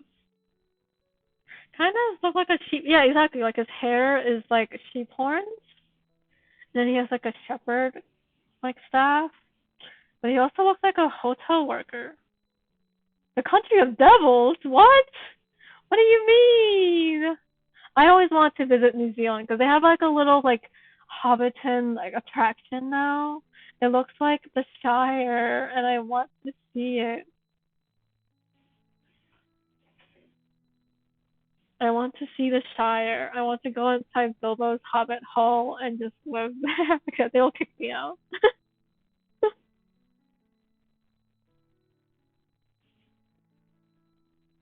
But New Zealand looks amazing. Like all the scenic scenes and scenic shots in Lord of the Rings is like real Lord like New Zealand like views. If England cursed them, where's America's the guy was? Because America left before England got the idea to do so. You know, like and also like India doesn't have them either, but just like I think Hong Kong kind of does, and Australia and New Zealand do too. Canada doesn't either though. Canada is like, no, I'm gonna look like America. I'm not gonna look like England. I'm gonna have thick eyebrows. There's also a joke that America and Canada actually like tweeze their eyebrows so they don't look like England. But I don't think that's true. That's not true. That's not canon. But it was someone's head canon. It was funny.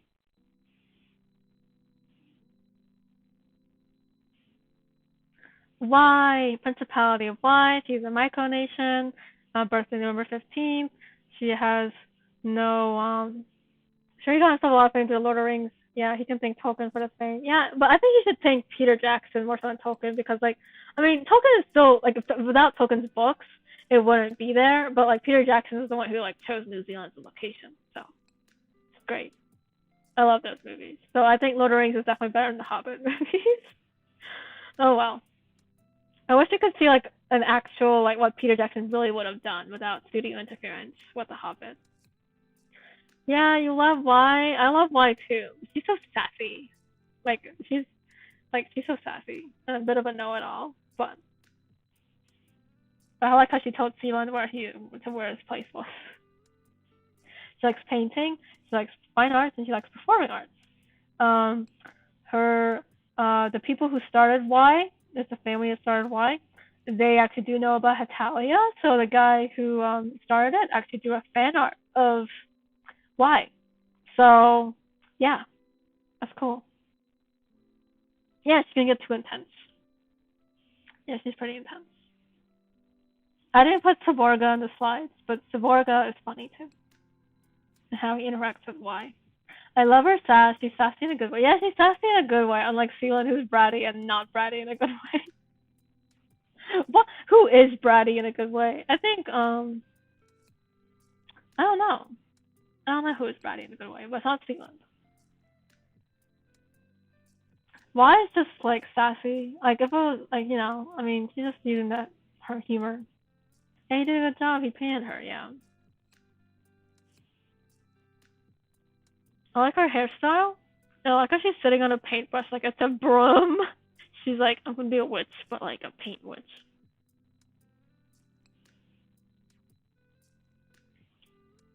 Alright, I think I'm at the last two slides. So this is the Germanic tribes, or the region Germania, and question mark, question mark, question mark. I don't know anything else about him, other than he's like super serious, but that's not a hobby. I think he looks like Legolas. Speaking of Lord of the Rings, he looks like Legolas. He has the same hairstyle, but he's like not as like he's not as not naive. That's not the right word. But like Legolas is kind of like a fresh face. Like he's a fresh elf, you know. Like he doesn't know much about the outside world, so he's kind of like enjoying everything that's around him. But like Germania, he's interesting. Yeah, I like his armor and his sword and shield. I like his design. Seems cool. But he also looks too much like a token elf. Not that pointy ears though. Yeah, he doesn't have pointy ears.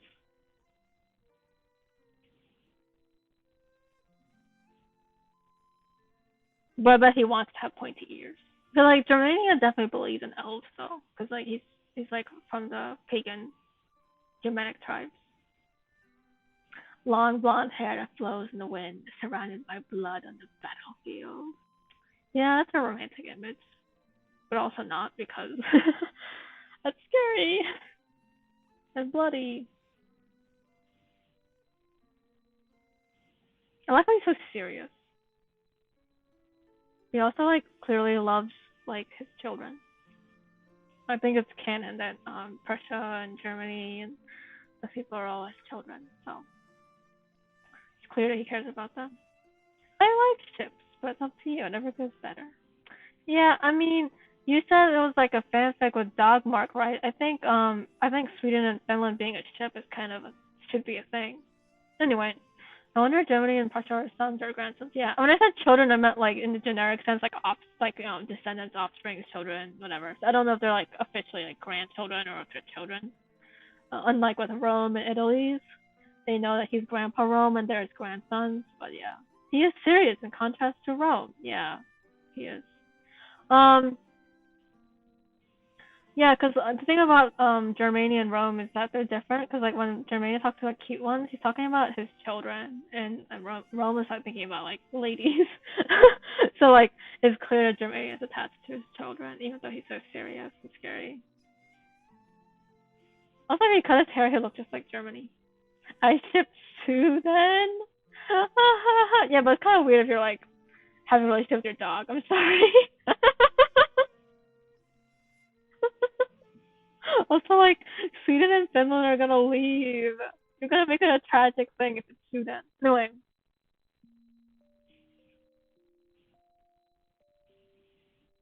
ancient Rome. I think this is the last slide.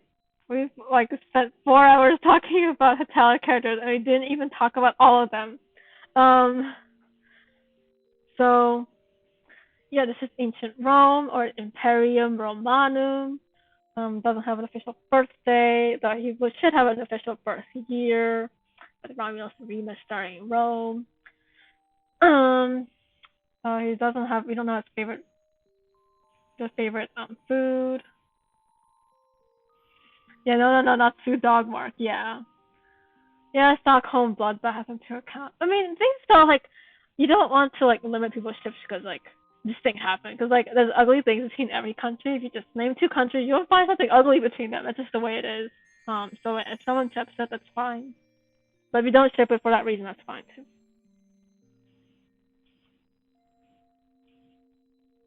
He's wholesome and sweet, but looks like he can kill you. He can kill you. So like looks like a cinnamon roll, but can kill you, kind of thing. Or is it like looks like he can kill you, but it's a cinnamon roll? I know, but I just like it when it's fluff. Yeah. I mean, Roman's carrying a sword, or a gladius, I should say. I think it's a gladius. I mean, there's multiple words for sword, and they're all different in Latin. It's kind of like Chinese. In Chinese, they have multiple words for sword. Same thing with Korean. So, like, in Korean, they have, like, gum and, like, kal and whatever. And the gum would be, like, a real sword, like the one that you bring to the battlefield and be a true warrior and stuff. But, like, whatever. I'd say he likes wine, and he has a special place in his heart for his two boys. Yeah, yeah, he really does. I studied Latin in high school, so I have a love-hate relationship with Rome. But I know a good deal of Roman history thanks to that, and also thanks to a lot of movies and shows I've watched. Yeah, Dogmark isn't responsible for Stockholm bloodbath. He's a dog. I was definitely a contrast to Germany, especially in terms of personality. Yeah, yeah, he is. So is there anything else y'all want to say? Because I think this is my last slide, and it's been 4 hours. It's been a long stream. So I want to thank you guys for sticking around. Hey, my brother's doing Latin in high school too. How is it going for him? Because it is hard, but at least you don't have to speak it. Speaking it is a whole other ball game. But like Latin is like, with other languages, like they always teach how to read and write, but like it's kind of pointless when you like need to be thrown into a pool to actually learn how to speak it, because that's your goal. But with Latin, it's like the focus starts with reading and writing and translating. So, yeah. Yes, it's pure innocence. Yeah.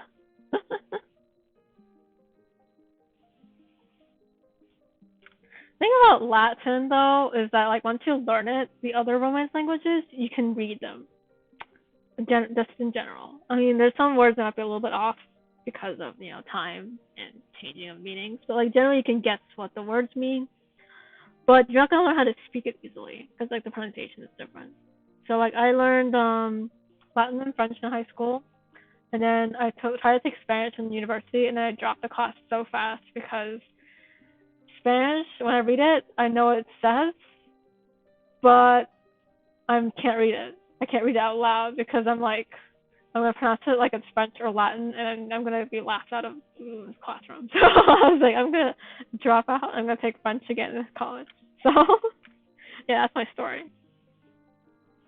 My French class is great because like whenever he introduced a new vocabulary, I'd be like, I know what this is, and he's like, at one point he was like, how do you know? And I'm like, I took Latin. He's like, oh. I always imagine Spain cringing at mispronunciation. Yeah, I mean, the thing about learning a language, though, is that mispronunciation is kind of like the way it starts. It's just that I don't want to mispronounce it. I want to mispronounce it like an American. I don't want to mispronounce it like I'm French. You know what I mean? Because I'm not French, so it's so stupid. Literally, like, being there, being like, je, I don't know. I can't even think of it. But, like, just reading Spanish but saying it like it's French. It's awful. Awful, awful, awful. He's doing all right in Latin, which is good. My mom did French and my dad did German. German is hard, and your dad's Korean too, right? So that must be hard. My dad did French. He's actually a French major, and then my mom, she didn't do a language in college, but she did learn Japanese, and she learned, yeah, spread the word. Spread what word? But yeah, language learning stuff. That's like a whole theme of my channel. I'm like, learning languages is hard. Don't do it. No, you should learn language though, because and even if it's hard, it's worth it. Like a lot of Koreans, apparently, I don't know if it's like necessarily like true for everybody, but like a lot of Koreans, when they hear someone learning about Korean, they go like, no, it's hard. Don't do it. I'm like, no, you should encourage people to learn the language, and it's like, you don't have to discourage people. Just be supportive. Middle and high school. Okay. Yeah. They teach a lot more languages in Korean high schools, I've heard. Like they teach German too, and Japanese, and Chinese.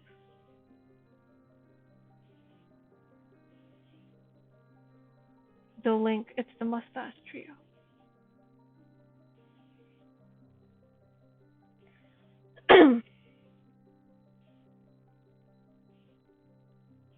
The mustache. Wait, what? Alright, I think I'm going to end the stream because I finished all what I'm gonna talk about. And I was thinking about maybe like playing some games and showing them to you guys, but like it's been 4 hours. I think the Korean population is going to go down soon. Yeah. Yeah, I have to learn German in Denmark, and I know more Dutch than German. Man, I wish I didn't miss part of the stream. I mean, I'm probably gonna upload it in full and maybe like a highlight version. I don't know what to highlight. Cause I'm just rambling the entire 4 hours. But I'll probably just have it uploaded there for you to watch. So, yeah. I'll probably stream again next week. I was gonna say I did start a gaming channel, so if you go to my multi-link project and go to the channels tab, and hopefully I'll do more streams for multi-link project for sure. But yeah, I started a gaming channel, and it's called Sky Crossing. And if you go to the channels tab on multi-link project, you'll find it there. And so I might start streaming games on there. I don't want to stream games on multi-link project, 'cause that's like, multi-line project stuff. You're welcome, and thank you for coming. So I appreciate you viewing my stream. Yeah, I'm probably gonna do more multi-line project streams. I just don't know what I'm gonna talk about. All right, bye guys, and have a good night or where.